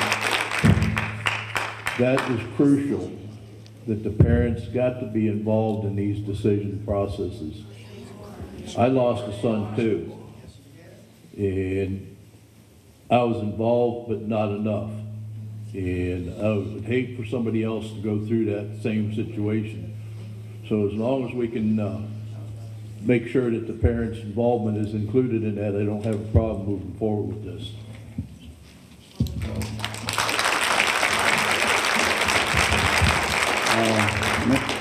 Mr. Johnson, do you have any idea how we can do that? To assure, unless we change the description, how are we going to do that? I would assume we could put some verbiage into that job description. I'll be happy to take a look at it. I just saw it this week, and I'll be glad to review it and make suggestions that the board can consider. Be happy to do We that. could vote on that, but add that in after the fact, I'm assuming? You can, sure. You can do that tonight? So there's a motion and a second on I the can't floor. give you anything tonight, but I can certainly do it in time for the next Well, meeting. like I said before, you know, the solicitor will review the prescription to make sure that everybody writes. There's a motion and a second on the floor. Let me We need to vote. finish. Everybody writes is done. Is protected. But it takes time because you can't do it tonight. So this is what we have a motion and a second, and this is what the board has to think about it. Okay? We vote. There's a motion. Luigi, can I say something? Right, we need a discussion before. Is there an additional discussion? Comment? Luigi, No, this is only the board. I can't say anything? No. You can't talk, it's closed. Well, it was. Comment period. Call the question. Do you, any questions before we vote? I would just like to say that I think that since this is a position that's been going on, this is a replacement position, that any concerns board members have, we can address going forward. We can always change the job description, we can have our solicitors, but to deny 1 month of service to our kids would be a disservice to our kids.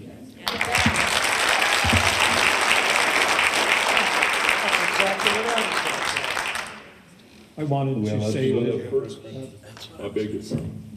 No, it's all right. I wanted to say that I'm with these gentlemen. That was why I'm opposed to it as well. I know if every one of us were to think what mental health means, we would all have sort of our own definition.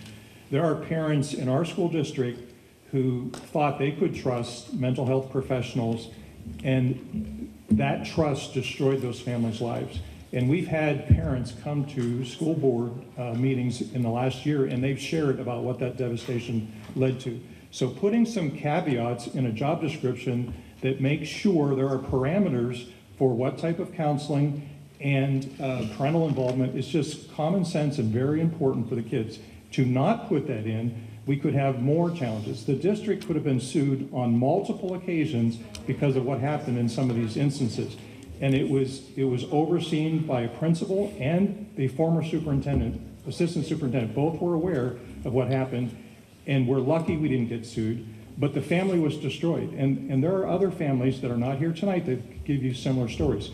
So yeah, we all recognize mental health is very important, but let's put some parameters around it and make sure that the school is doing something consistent with what we believe, and get the parents involved. My proposal is this: allow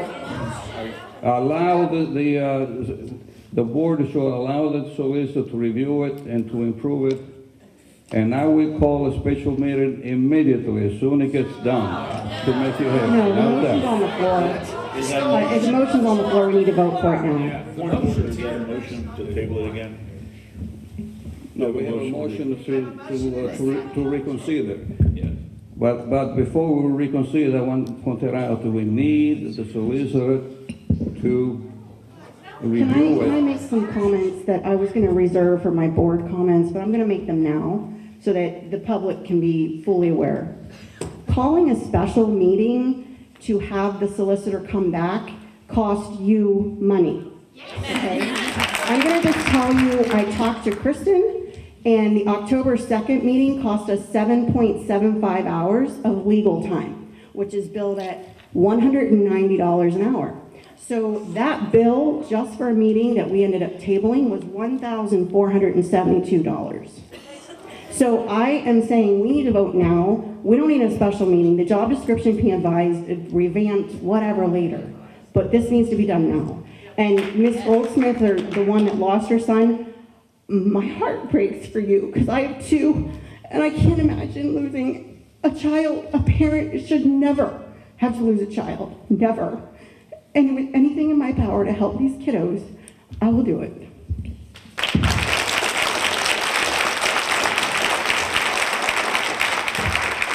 Any other comments? Board member, then I'll have a roll call to reconsider the motion that the board disapproved before. Mr. Brooks? Yes. Mr. Brown? Yep. Mr. Bryant? Yes. Mr. Chauncey? Yes. Mr. Johnston? Yes. Ms. Lugo? Yes. Ms. Tyson Wright? Yes. Mr. Valesky? Yes. Mr. D. Francesco? What have we done? 5? 8. I thought I had to break. 9-0.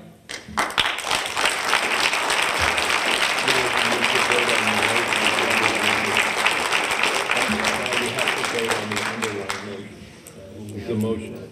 You The can hire. When I Now said we have the to- superintendent, read the motion. I can read that. The previous motion again?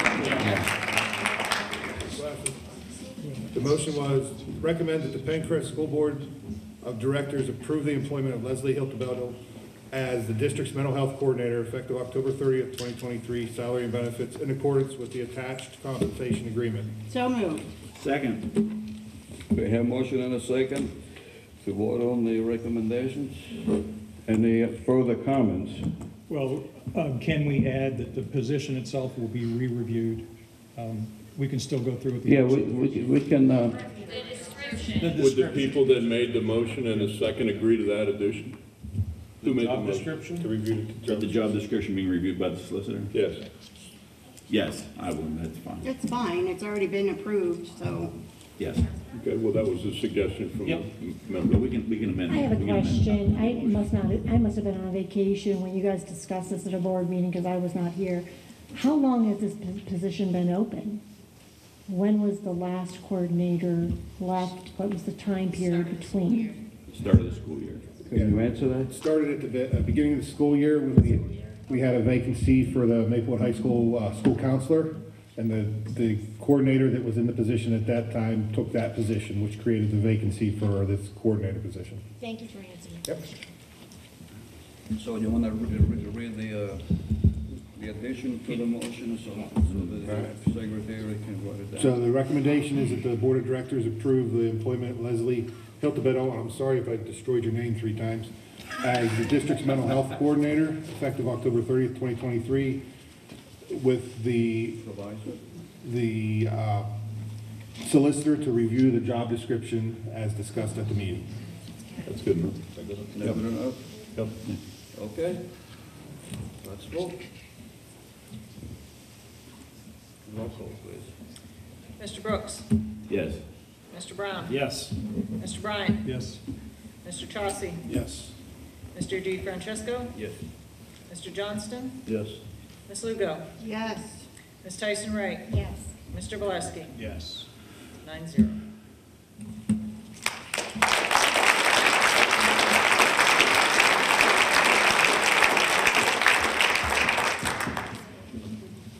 Yes. Now we're on listener remarks. All right, I guess we'll go to the next item, the solicitor remarks. Well, I thought I should update the board on several things. First of all, you'll recall the CRSE case, the culturally relevant regulations that were promulgated by the state. The Commonwealth Court of Pennsylvania, which PENNCREST is one of the member districts in that case, at no expense to the district. There's not a penny of district funds being spent on that matter. However, The interesting developments are, number one, the Commonwealth Court of Pennsylvania sitting in Harrisburg will hear arguments on this case early in December. The Attorney General of Pennsylvania, amazingly, has conceded that they now say that the CRSC regulations are not regulations and that they will not punish anyone who doesn't follow the CRSC regulations, even though they say in the CRSC regulations that if you don't follow them, that they will punish you and that they will ultimately take away your reimbursement for non-compliance. So that's a fascinating development, because essentially the filing of that lawsuit has generated a concession by the Attorney General of Pennsylvania that these things are not regulations. So to the extent that, I don't know whether anybody has attempted to implement these here, but this is of widespread interest across the Commonwealth. So that's an interesting and, in my opinion, a good development that these things are conceded not to be regulations and do not need to be followed. The question is whether the case then should continue or not, based on the concession of the Attorney General, and that'll be up to the Commonwealth Court. One way or the other, we have already won the concession that they're not regulations. The second thing I wanted to tell you about is there's a widespread case, I know it's been discussed up here, the attestation case that was filed by the Butler Area School District. The Attorney General of Pennsylvania has entered into a stipulation with the Butler Area School District conceding that the attestation forms that every school district in Pennsylvania during the pandemic was required to fill out, which resulted in the cancellation of sporting events, resulted in the closure of school buildings based on minimal numbers of kids contracting COVID. The Attorney General of Pennsylvania has entered into a stipulation that's now on public record that ends that case. The stipulation stipulates that the Commonwealth of Pennsylvania had no legal basis upon which to create the attestation form that was utilized during the pandemic. And that the mask, you'll remember the mask case that my firm handled. And so based on the mask case, which was a regulatory case, based on the mask case, the regulations that were imposed on districts in the Commonwealth were not effective. And so there is that concession, which is a major concession on the part of the Commonwealth of Pennsylvania. So I applaud them for entering into that agreement, and that ends that case on a very successful note, should anyone ever attempt to do this again. The third thing I want to tell you about is that Jewel funds will be forthcoming shortly in October. PENNCREST was one of the first districts to join us in California on these cases. So about 55% of the Jewel funds will be coming in, soon, within the next few weeks, in October. Also, the Altria funds on the second settlement, some of those funds will likewise be coming shortly, and more will be coming right after the first of the year. The board will need to decide what it wants to use those funds for. Many boards have purchased vape detectors. Some have invested in anti-smoking programs, anti-vaping programs. So there are a list of things that the board will need to consider as to how exactly it wants to spend these funds. Again, there's not a penny of the district's funds in this. There are legal fees paid out of this, but they come out of the total settlement for all the districts across the Commonwealth. The next thing I just want to mention is the social media cases. Speaking of mental health this evening, the social media cases that are filed, PENNCREST is one of almost 100 school districts that we're representing across the Commonwealth in California. And those cases are against Google, TikTok, Alphabet, 26, Roman numeral 26 LLC, and those cases have much to do with the mental health of our students. And so I want to advise you that there is a bellwether issue coming up, which is whether federal law protects these organizations against the type of lawsuit that's been filed, suggesting that the algorithms and the other plans that people like TikTok, the programs for example, on TikTok, there's a video that tells people how to commit suicide.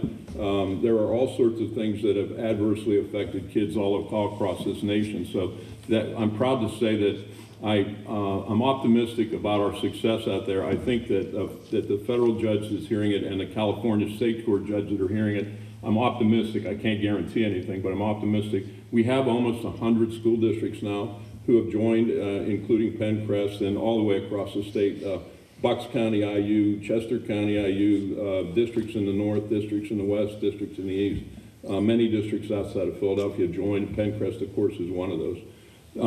The other thing I wanted to tell you is that the Court of Common Pleas of Crawford County has set a schedule in the the one case before I became solicitor.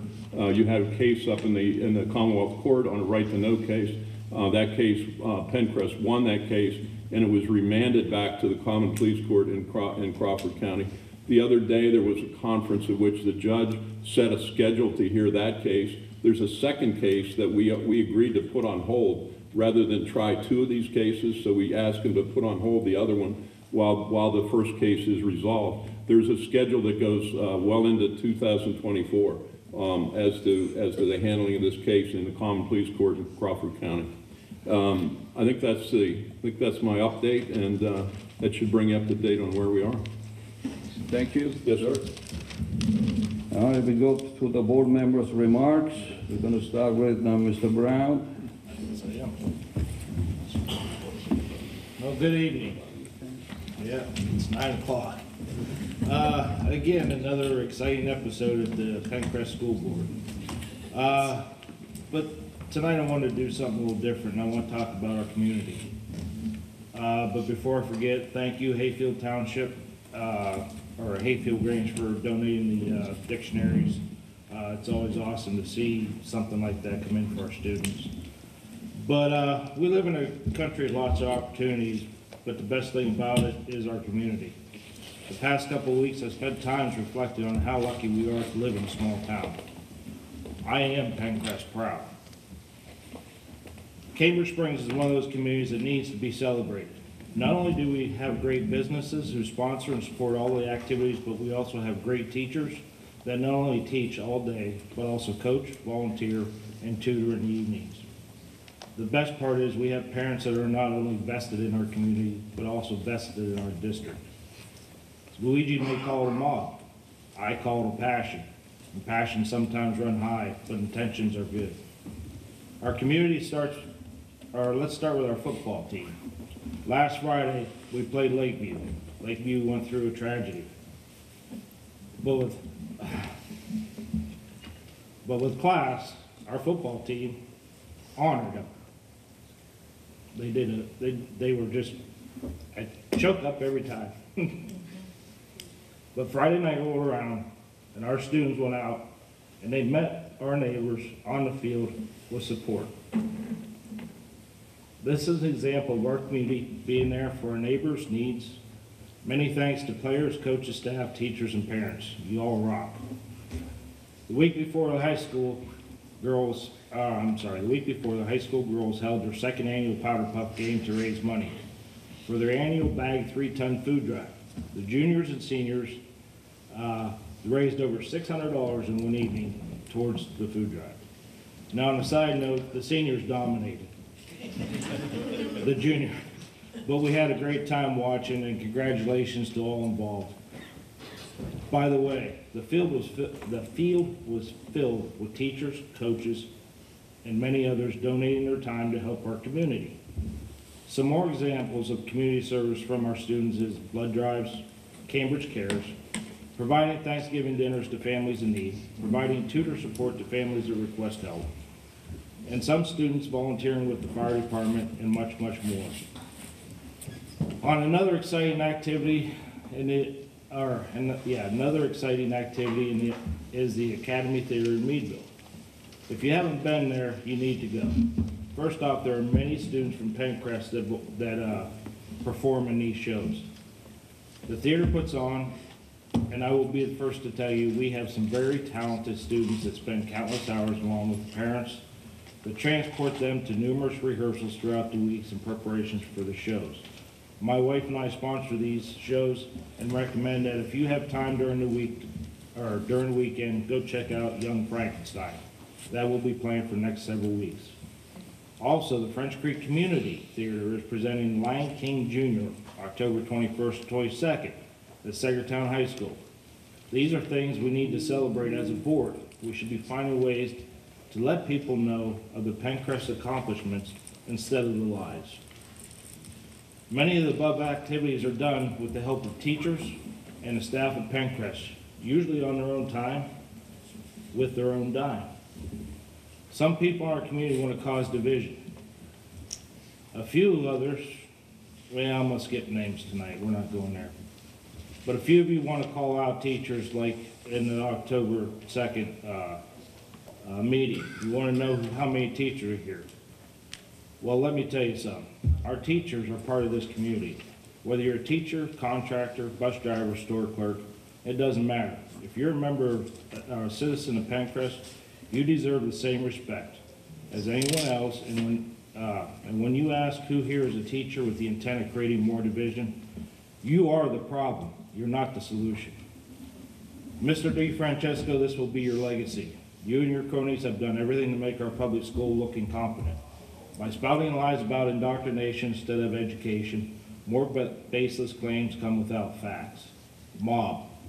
How about citizens who are tired of baseless lies, negativity from board members, and people wanting to be board members? It's time to celebrate great communities that are in PENNCREST. That's how you improve a district. We are PENNCREST proud.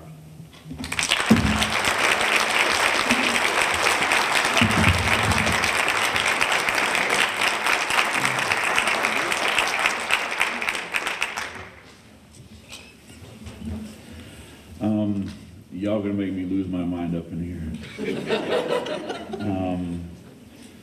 It stood out more than usual tonight that Mark Giroux is no longer the board president, and he's the one that put a limit on my time for comments. So since he is no longer in charge, I feel unleashed tonight. We made it through the first month and a half at school. Most seniors aren't suffering from senioritis yet. Most kindergartners aren't crying for quite as long when they go to school in the morning. So thank you to all the parents, teachers, staff, and bus drivers for starting this tumultuous year with us. Our sports are in full swing. Cambridge football won the prestigious PENNCREST Cup by defeating both Maplewood and Sagertown. There were some close games, combined score of 86-0. That cup exists. It was in the Maplewood trophy case. If someone just goes out and gets it, I want that circulating again. Our comprehensive plan, I saw that brought up. Having spoken to our previous superintendent as we move forward to our new superintendent, the reason our comprehensive plan is not as robust as it could be is because the board's not focused on making it robust. There is no direction, and I know multiple times the discussion was, I don't know what the board wants from me other than whatever's seen on the internet that day. To address the superintendent search debacle, I'm glad we resolved this evening and decided to move forward as professionals. On Tuesday, a couple things were brought up I hadn't heard before about Dr. Smith asking to table the motion and have his name removed from consideration. A responsible board would have shared that information at the time. Dr. Smith, he never did anything wrong. He went to an interview and someone up here told him he had a job. He was responsible as an employer and a leader after that. He reached out to his leadership, told them, and then when the rumor mill was affecting his job performance, he addressed it based on information given by someone on this board. I've heard from someone that spoke to him after that meeting, and he said that sitting here in the audience, he agreed with what the audience was saying. He didn't know what the process was. He didn't know what we were trying to do, and we were a mess. So I've not heard any slander from him, and if other board members want to keep victimizing him, they should own their own role in creating a situation that he had to deal with publicly and professionally. No board member has yet owned telling me I had a job. That's the issue. It's not the mob or the idiot who came to speak. There was no slander. There was a board with members who lacked the backbone to own their own words and deeds and want to blame the public because they can't step forward. To add to, I guess this came up, to add to my perceived power and influence. I'm sorry, I don't have any superpowers. I didn't manifest people to come speak at any meeting. If I had the power to call a left-wing mob in, I'd call them to my house to plant some garlic, not come to the school board meeting. I'm not going to be here in the spring, but I do like the garlic to show up. I'm not Baba Yaga. The communities assumed the school board was functioning with the best interest at heart. They were lied to, had things shoved down their throats, and spoke of their own free will as citizens of a republic. Blaming the public for having other opinions than their elected officials and wanting us to do things ethically and above board it's silly.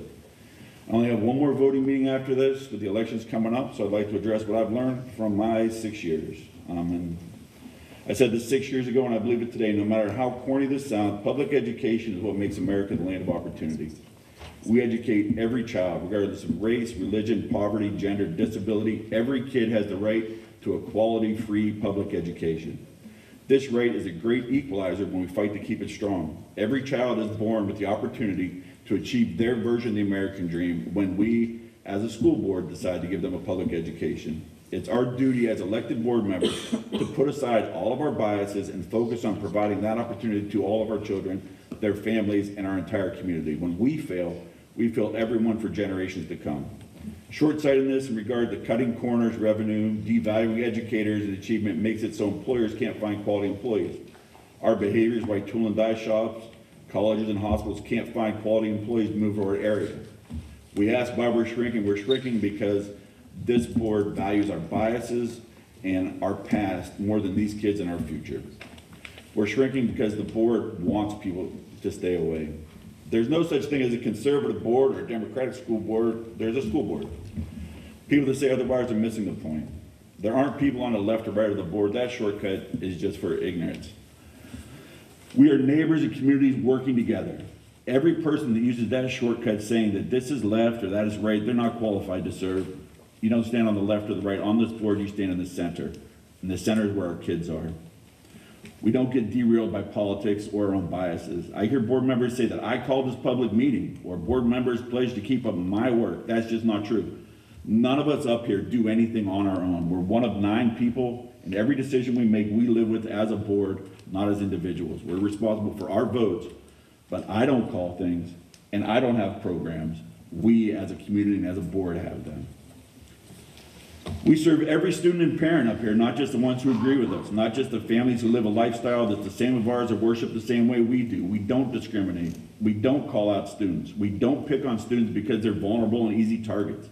We provide the opportunity for the American dream to be possible for every single student, and we fall short of that every time we don't put them first. We're not here to make people happy and say what you want to hear. I made at least one vote to tick off every single person who's ever voted for me. I voted more than one that ticks off people for the very few people that didn't vote for me. Those that only agree with you and agree when the public's here holding you accountable are going to struggle. This is about service. This is students and kids, not service to our own biases, our own political party. We're here to keep the public informed. As the most local elected officials in our government, we have access to everyone and everyone has access to us. Don't use personal emails, don't ask, I know it's not ethical, but can we still get away with it?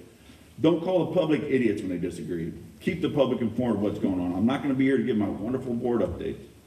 I didn't do that to build up my social media presence. I campaigned saying that I would keep the public informed on every decision we were making and where I stood on it, and I stood by that. People can disagree, but I'm not out there blocking people, hiding from people, or blaming anyone else for my actions other than myself. Don't come into the board thinking you know everything. You don't. We're not elected to be solicitors, to design curriculum, do accounting, coordinate mental health services, but we're here to hire qualified people and hold them accountable. That is our duty. Our words and deeds matter. If a board member says, I don't care if it follows the law, or I'm willing to spend money on a lawsuit to fight for what's right, then they vote to censure me, to hold me accountable for the legal fees associated with their vote. Now that shows who they are. Looking thoughtful and scratching your beard to the public doesn't make you thoughtful. You have to own your own words and deeds. Get out and vote this election. I took my name out of contention because it's time to go. Others whose name only carries any weight when it's attached to mine that turned me into something I'm not. I'm not a radical. I don't see this as my life's work. I don't take money from George Soros. I'm not a socialist. I'm not a groomer. I'm a guy whose family's always done public service and was glad to get on here. I started coaching T-ball, got on the boosters, came up to this school board, and was glad to be a part of it. And I've been turned into something that I'm simply not. People that think that any one of the candidates out there are just followers of Brooks, that's just a made-up thing. Again, I'm not the booger man. And everyone here knows that to be real. There are people who want to return to normalcy out there. They don't sway whatever trendy internet conspiracies out there. They aren't creating fictional monsters out there to scare people. They want a vibrant community with well-educated students, able to be what they want and not be limited by bigotry, bias, and fear.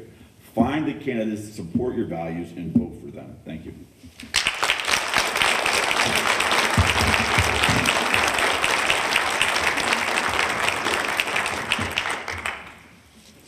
Yeah, I'm totally grateful for everyone that came out tonight. Thank you very much. We heard you guys. Again, like Jeff said, we don't know everything as a school board, but with you guys' help tonight, we did get through, and we passed when we need to pass. So as together, we have to come through with this. We have to have a vision. We have to have unity in some sort of way, like Jeff was saying.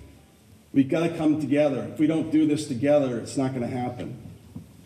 For me, it's about the kids. It's always been about the kids. I'm not on social media. If you guys don't know me at all, I'd love to have a coffee with you, sit down with you, talk. Don't assume who I am. Please don't assume who I am, because I want to be genuine, I have integrity, and I have a lot of people that can vouch for that. But in the meantime, we have to come together. I mean, I'll take the bullets and the arrows from you guys, whatever you want. You guys have to vent, and I get it, because I was on the other side. The biggest thing for me is having you guys here and expressing your feelings, and that's what's the most important thing about it is. I'm not Einstein. This is new to me. The school system's new to me. I'm just a rookie here, but I'm learning, and I'm growing. I'm trying to listen and trying to improve what I need to improve, myself on the board, and studying all that. I get it. But in the meantime, let's just plow this forward, be positive about what we're doing, and teachers, keep it up. You're doing a great job, and I just thank you for coming out.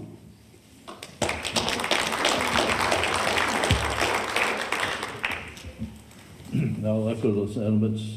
Appreciate your input. My main concern was for the students and the parents. That is our ultimate job, to watch out for these kids. And we represent the parents, and we thank you for your input tonight to help us change our mind on that decision. I'm going to make mine short and sweet. Mr. Staborski, I don't know where you got your information, but first time I was elected, I sat through a 7 or 8 hour course put on by the PSBA for school board members. This last election, I went through the IU5. It was roughly a 5-hour course, so I don't know where you got your information, but I sat through 2 different sessions of that. So I just want to clarify that with you. No, I recognize those are not always up to date, but this was taken off the internet today. But thank you. I'm glad. Again, I want to thank you all for coming out and holding us accountable.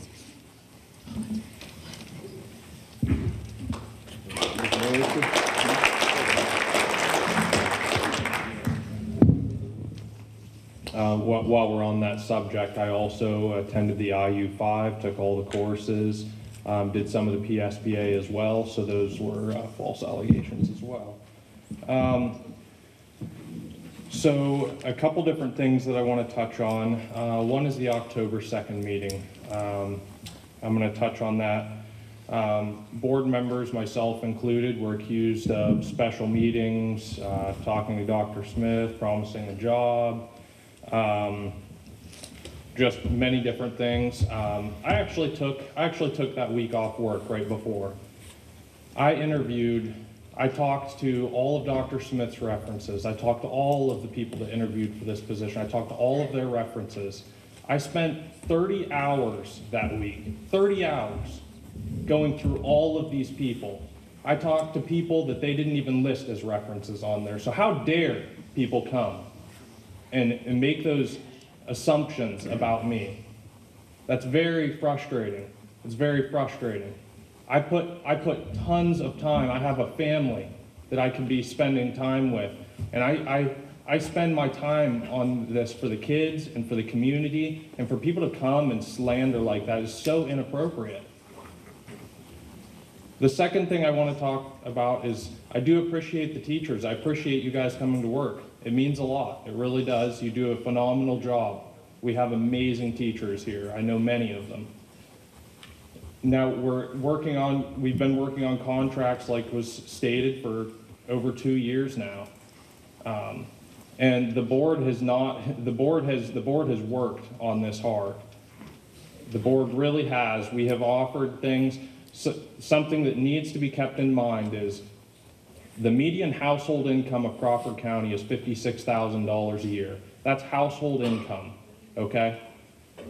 Our average teacher makes more than the median household income, okay? That has to be weighed into every situation. Teachers deserve good pay, but we cannot make the taxpayers that are living on farms pay for someone's salary that is far beyond theirs and benefits that they can't even come to. We have to weigh in every taxpayer into this when we're talking about negotiations. And there's a limit to what we can offer. So, and that's all I have to share tonight. Mr. Bryant? We haven't gone back to the bus issue, and I'm kind of appalled that hasn't been satisfactorily resolved. And Ken, I would ask, that seems like such a simple thing. It's not on? It just seems like a simple thing to resolve the bus issue, and I can't believe it's not resolved. So I apologize on behalf of the board, because I find it offensive that we haven't been able to solve that. And I would appreciate if you give me a call in a week or so if it still hasn't been resolved, because I had assumed it had, and that's my fault. When you call for discussion.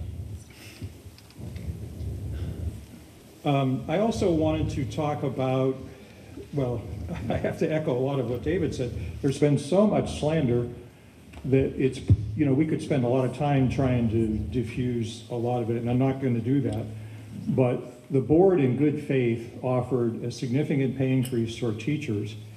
But here's the problem, and the business manager is sitting right here, so she can correct anything that anybody wants to disagree with. Our teachers pay $720, not per month, but for a year for healthcare costs. We are millions of dollars in debt for healthcare.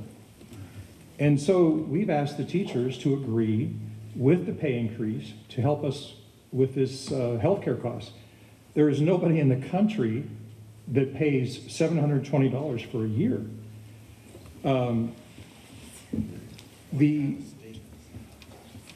If you go to Medicare.gov, the average Medicare recipient pays $278 to $506 a month for their healthcare costs, and then they have all the deductibles on top of it.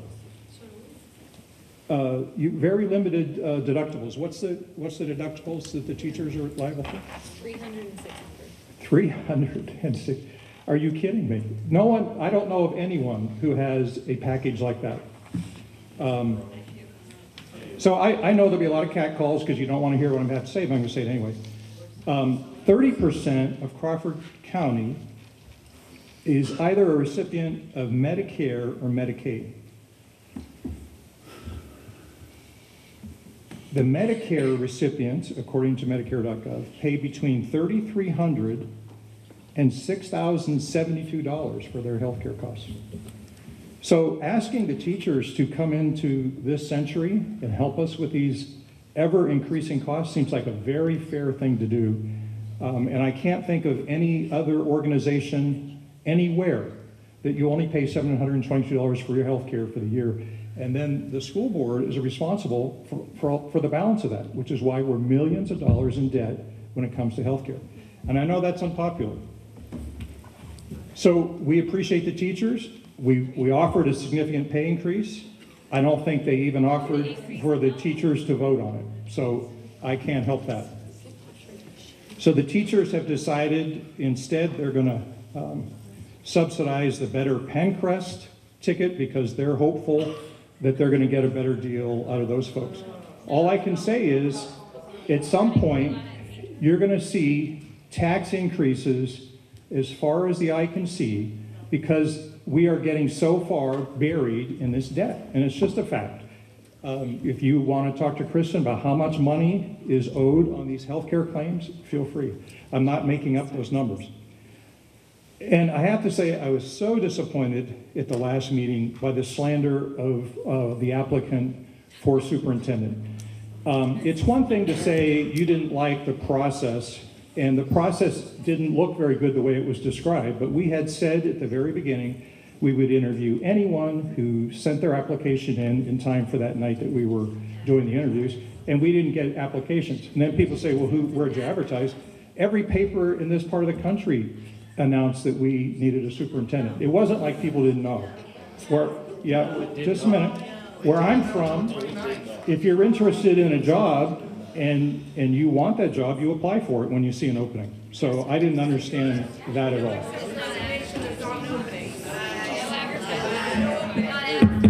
It's our turn to talk, okay? The other thing is that seems to be lost on everyone is we're paying more than $22,000 per year per student to educate our kids. Ask any of the private schools in this part of the country what it costs to educate their students, and it's nowhere close. So what I'm saying is something is out of balance, and we need to get it into balance. Mr. Better PENNCREST over here is supposed to head the budget committee. We don't have meetings on the budget because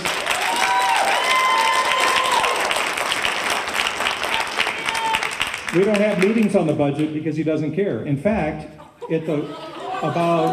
about 3 months ago, he offered to increase taxes even further than was requested by anybody in the administration or the board.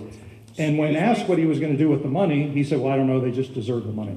So That was Mr. Brooks, by the way, that wasn't me. No, it was you. You did vote for it. No. Yes, I you voted did. for Yeah, it. it's on record. I didn't It's on vote record. for it.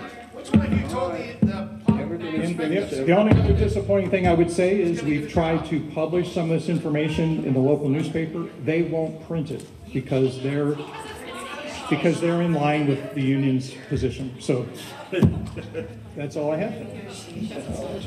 All right, thank you. Next, Mrs. Tyson. So I have refrained from ever defending myself, but a gentleman came up and actually said, you know, I'd like to get to actually know you and know what you think. So, I'm going to attempt that a little bit. Never had to do that in public like this. I've been accused of having secret meetings. I have never been at a secret meeting. I don't even know what we talk about at a secret meeting. I never spoke to Dr. Smith, never even met him before the interview. And other than just standing by him in the hallway, which is not a secret meeting when the entire 150 people are here to see it, I've never spoken to Dr. Smith. So I just want to let you know that. And I've never had secret meetings and trying to do, I'm not sure exactly what agenda I'm being accused of trying to promote. I've never tried to promote some kind of Christian agenda that I've been accused of. I'm not on social media. I don't say anything about anybody on social media, and I ask you to prove me wrong because you can't. I'm not on there. I'm not saying anything about anybody. So those slander things were really slander. Okay, so moving on, because I do like to talk about positive things. At the last education meeting, I was so happy to see that we have 6 students that have started the CLEP program in our high schools, and curious and anxious to see how well they like those and how those go. Also, next week, we are starting the Math Task Force Committee to start getting the scores up in math. That initiative is starting. I'm really happy to see that, too. And having our first meeting, and also that the dual enrollment for high schoolers, their cost of $100 per credit was cut in half this year, so I was happy to see that too. These are some things that I have been working on since I've been on the board. So lastly, I found today, if you will indulge me, a poem that my son wrote when he was 14, and you tell me, I read this, made me think of some of the situations we've been going through. It's called Drunk Congress, a tale of massive debate about the Congress of 1858. It was a very heavy matter on slavery. The South demanded them permanently. For days and days went on the fight, even in hours of the night. Tale, debate, U.S. Congress, 1858. Hard for the men to stay awake, so they all drank beer and started to shake. Can you imagine a bunch of men drunk out of their minds at 3 a.m.? Tale, debate, U.S. Congress, 1858. As you might have guessed, it didn't end well. They jumped from the benches and started to yell. A fight broke out. Someone grabbed a pot. filled up to the brim with tobacco snot. Tail, debate, U.S. Congress, 1858. Suddenly they turned and started to laugh at the man who lost his wig in the middle of a bloodbath. Back to their seats with a smile and a grin, they found a compromise and went back to their kin. Tail, debate, U.S. Congress, 1858. That's all I have to say.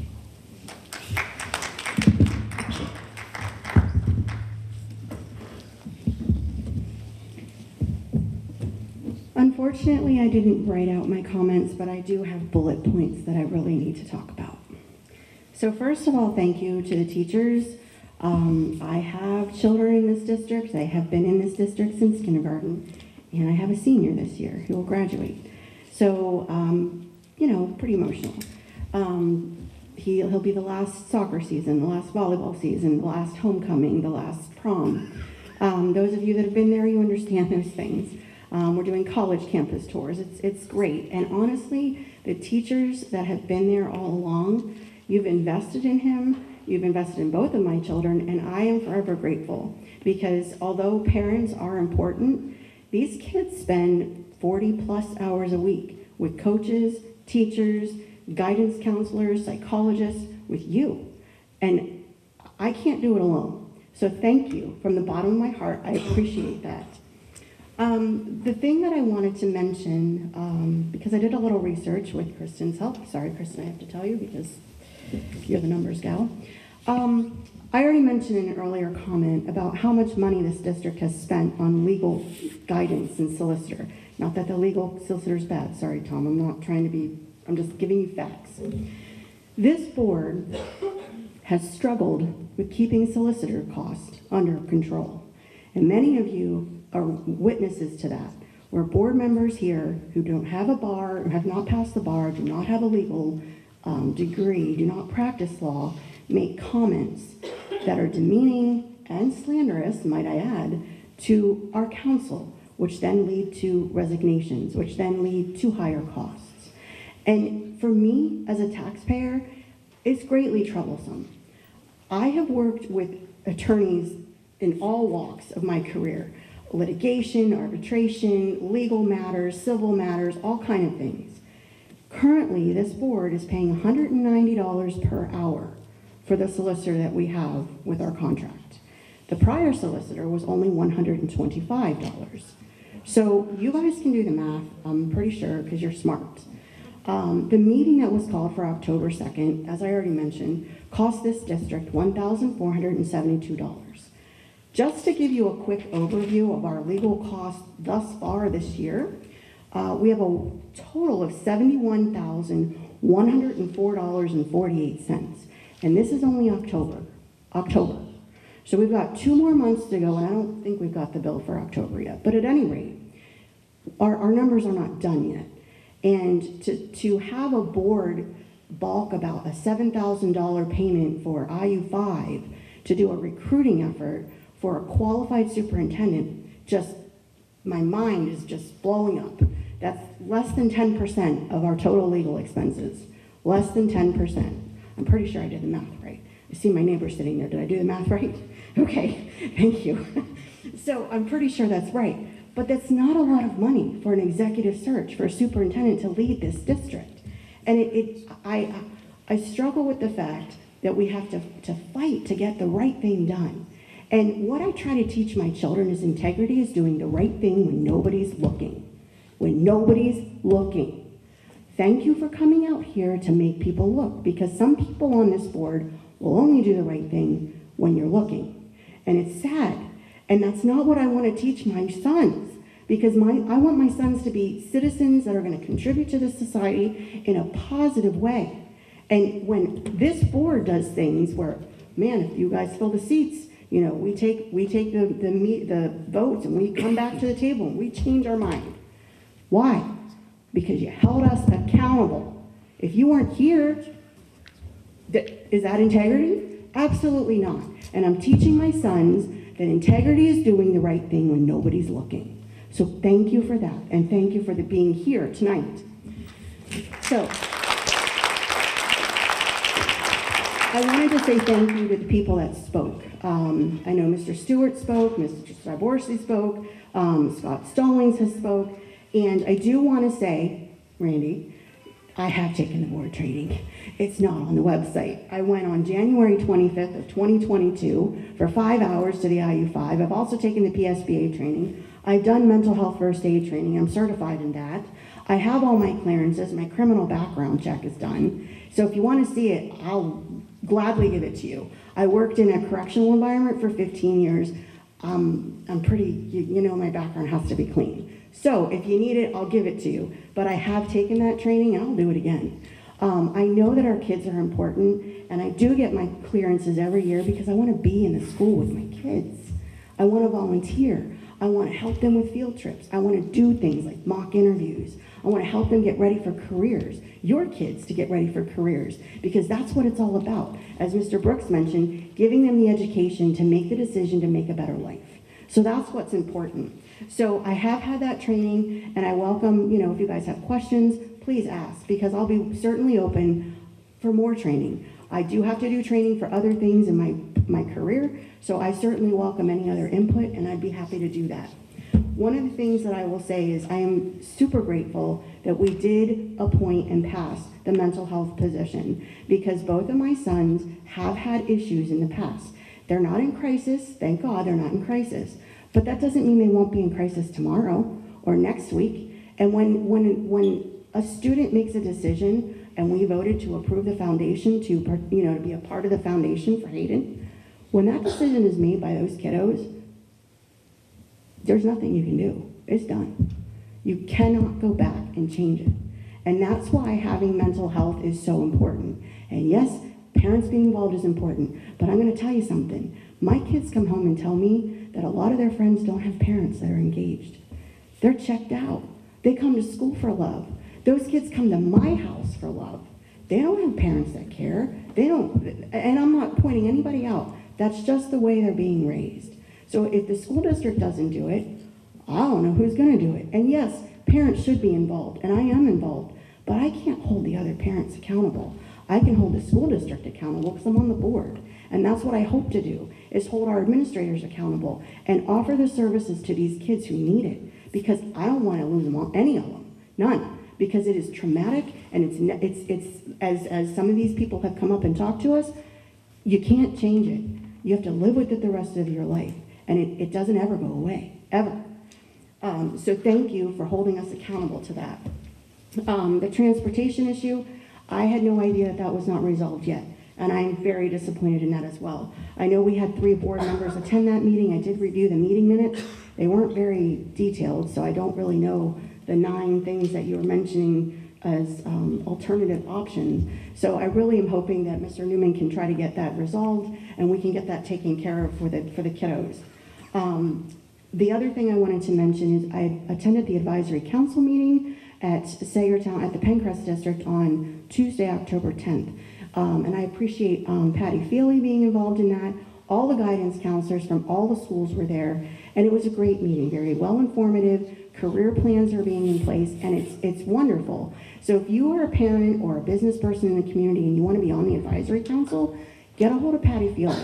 They meet twice a year, and they go over all the things that we're doing for these kiddos, putting career plans together, whether they go to college or VOTEC, an apprenticeship. We have a tool and die program that's launching in November. There's so many opportunities for these kids, but some of the parents don't know about it. So get involved, and I'd love to be able to tell you all of those things, because not every kid's going to go to college, and I know that. They're not. They're not all cut out for college, but that's okay. So there are other opportunities available for them, and I'd love to make you guys aware of what's happening, because there's a lot of great things that Patty Feely is doing with our kids and within all of our schools, both elementary and high school. So thank you, Patty, for that. The last thing I want to say is, as Mr. Brown had already mentioned, yes, we have cut a lot of things: theater, music. I don't even know what else. It's appalling, but regardless, one of my sons is involved in theater, but not through the school district. French Creek Community Theater is holding Lion King Jr. It'll be at Sagertown high school auditorium on October 21st and 22nd. It's for kiddos that are 12 and younger. Fantastic. The kids are working hard. I haven't been able to be at practice because I'm here, but I appreciate parents that are helping me get my kid to where he needs to be, and I'm going to be at those performances. So if you are interested and you want to support the talent that these kids have, these kids are from all schools, from Meadville, from Maplewood, from Cochranton, from Sagertown and Cambridge. They're really invested in this. Come and support them. I think it's like $10 a ticket. So it's great entertainment, and they're working hard. And I know the Academy Theater also has some performances. So support these kids. We don't have it in our school right now, but they're still getting that opportunity. And it really does help in their education because it broadens their minds to what's out there. It lets them be involved in theater, arts, singing, dancing, choreography, all of those things that matter. And even teamwork. I mean, he's learning how to work in a team. So those are important life lessons, and they're not necessarily having to be taught in the classroom. It's in a theater environment. So please support that, and I appreciate you guys coming out tonight. Thanks.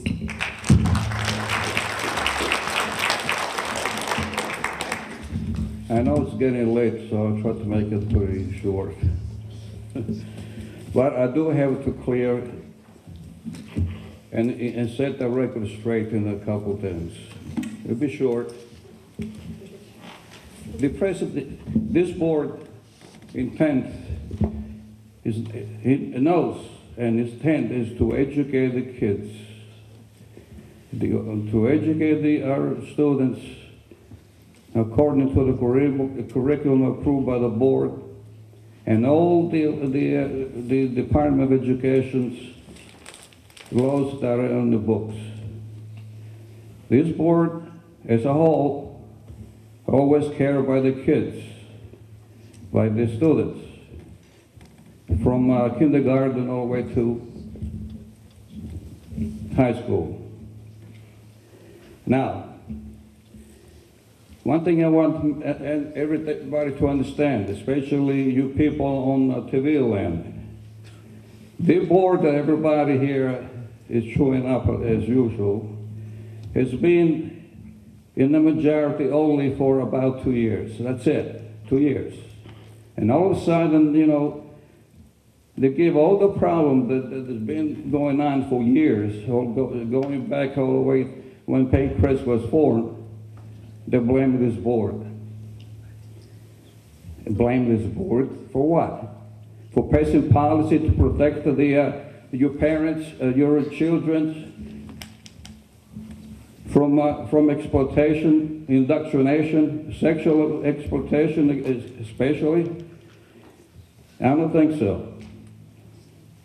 That we had to do what was necessary to protect the kids and to make sure teachers, which most of them always done, teach what the students, what they're supposed to teach. Putting flags around every classroom so that had nothing to do with the lessons was not appropriate, except, of course, you know, some individual want to indoctrinate the kids and appreciate what they put on a wall, their personal opinion. That is not the reality. The reality is that the board allowed the administration to control what the students need in order to get educated. It's not a job of the board to educate. It's the teachers, the principals, the superintendent, the assistant superintendent, the principal, and the teachers. And they're all responsible to do what the board has said, to teach it, to educate the kids.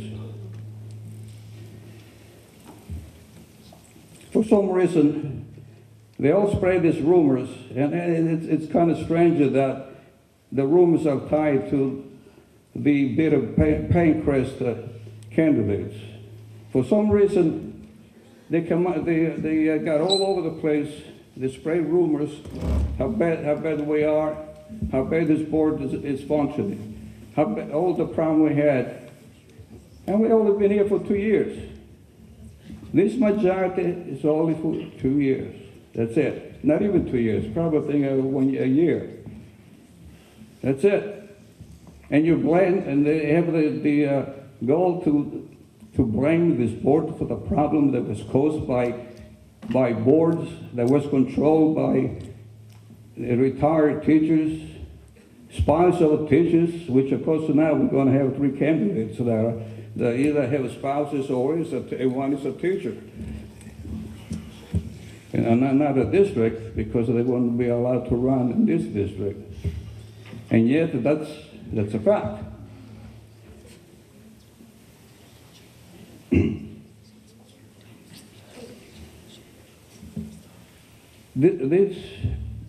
Now we have a set of candidates that hopefully will continue, once elected, to protect the children and make sure that they get educated.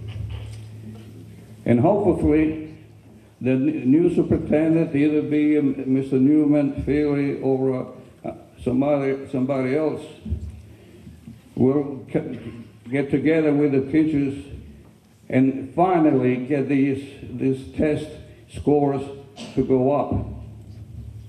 There is no reason why we have so much problems, especially in Maplewood.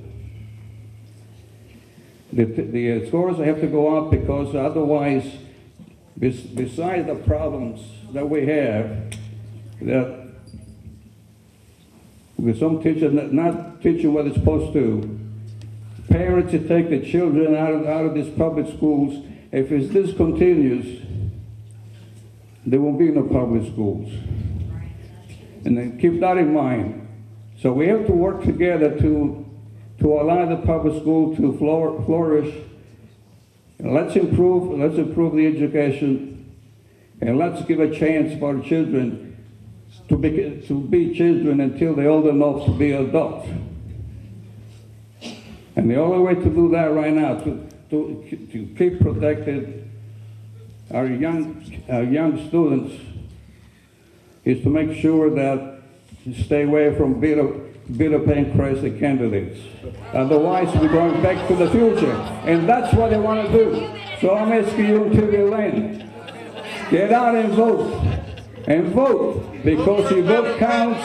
And we have to make sure that our children get educated in accordance with whatever thing the law says. Not what some individuals want them to learn. We got to keep protecting our kids, and it's up to you, parents, to protect the kids. And that's the end. We need a motion to adjourn. We need a motion to adjourn.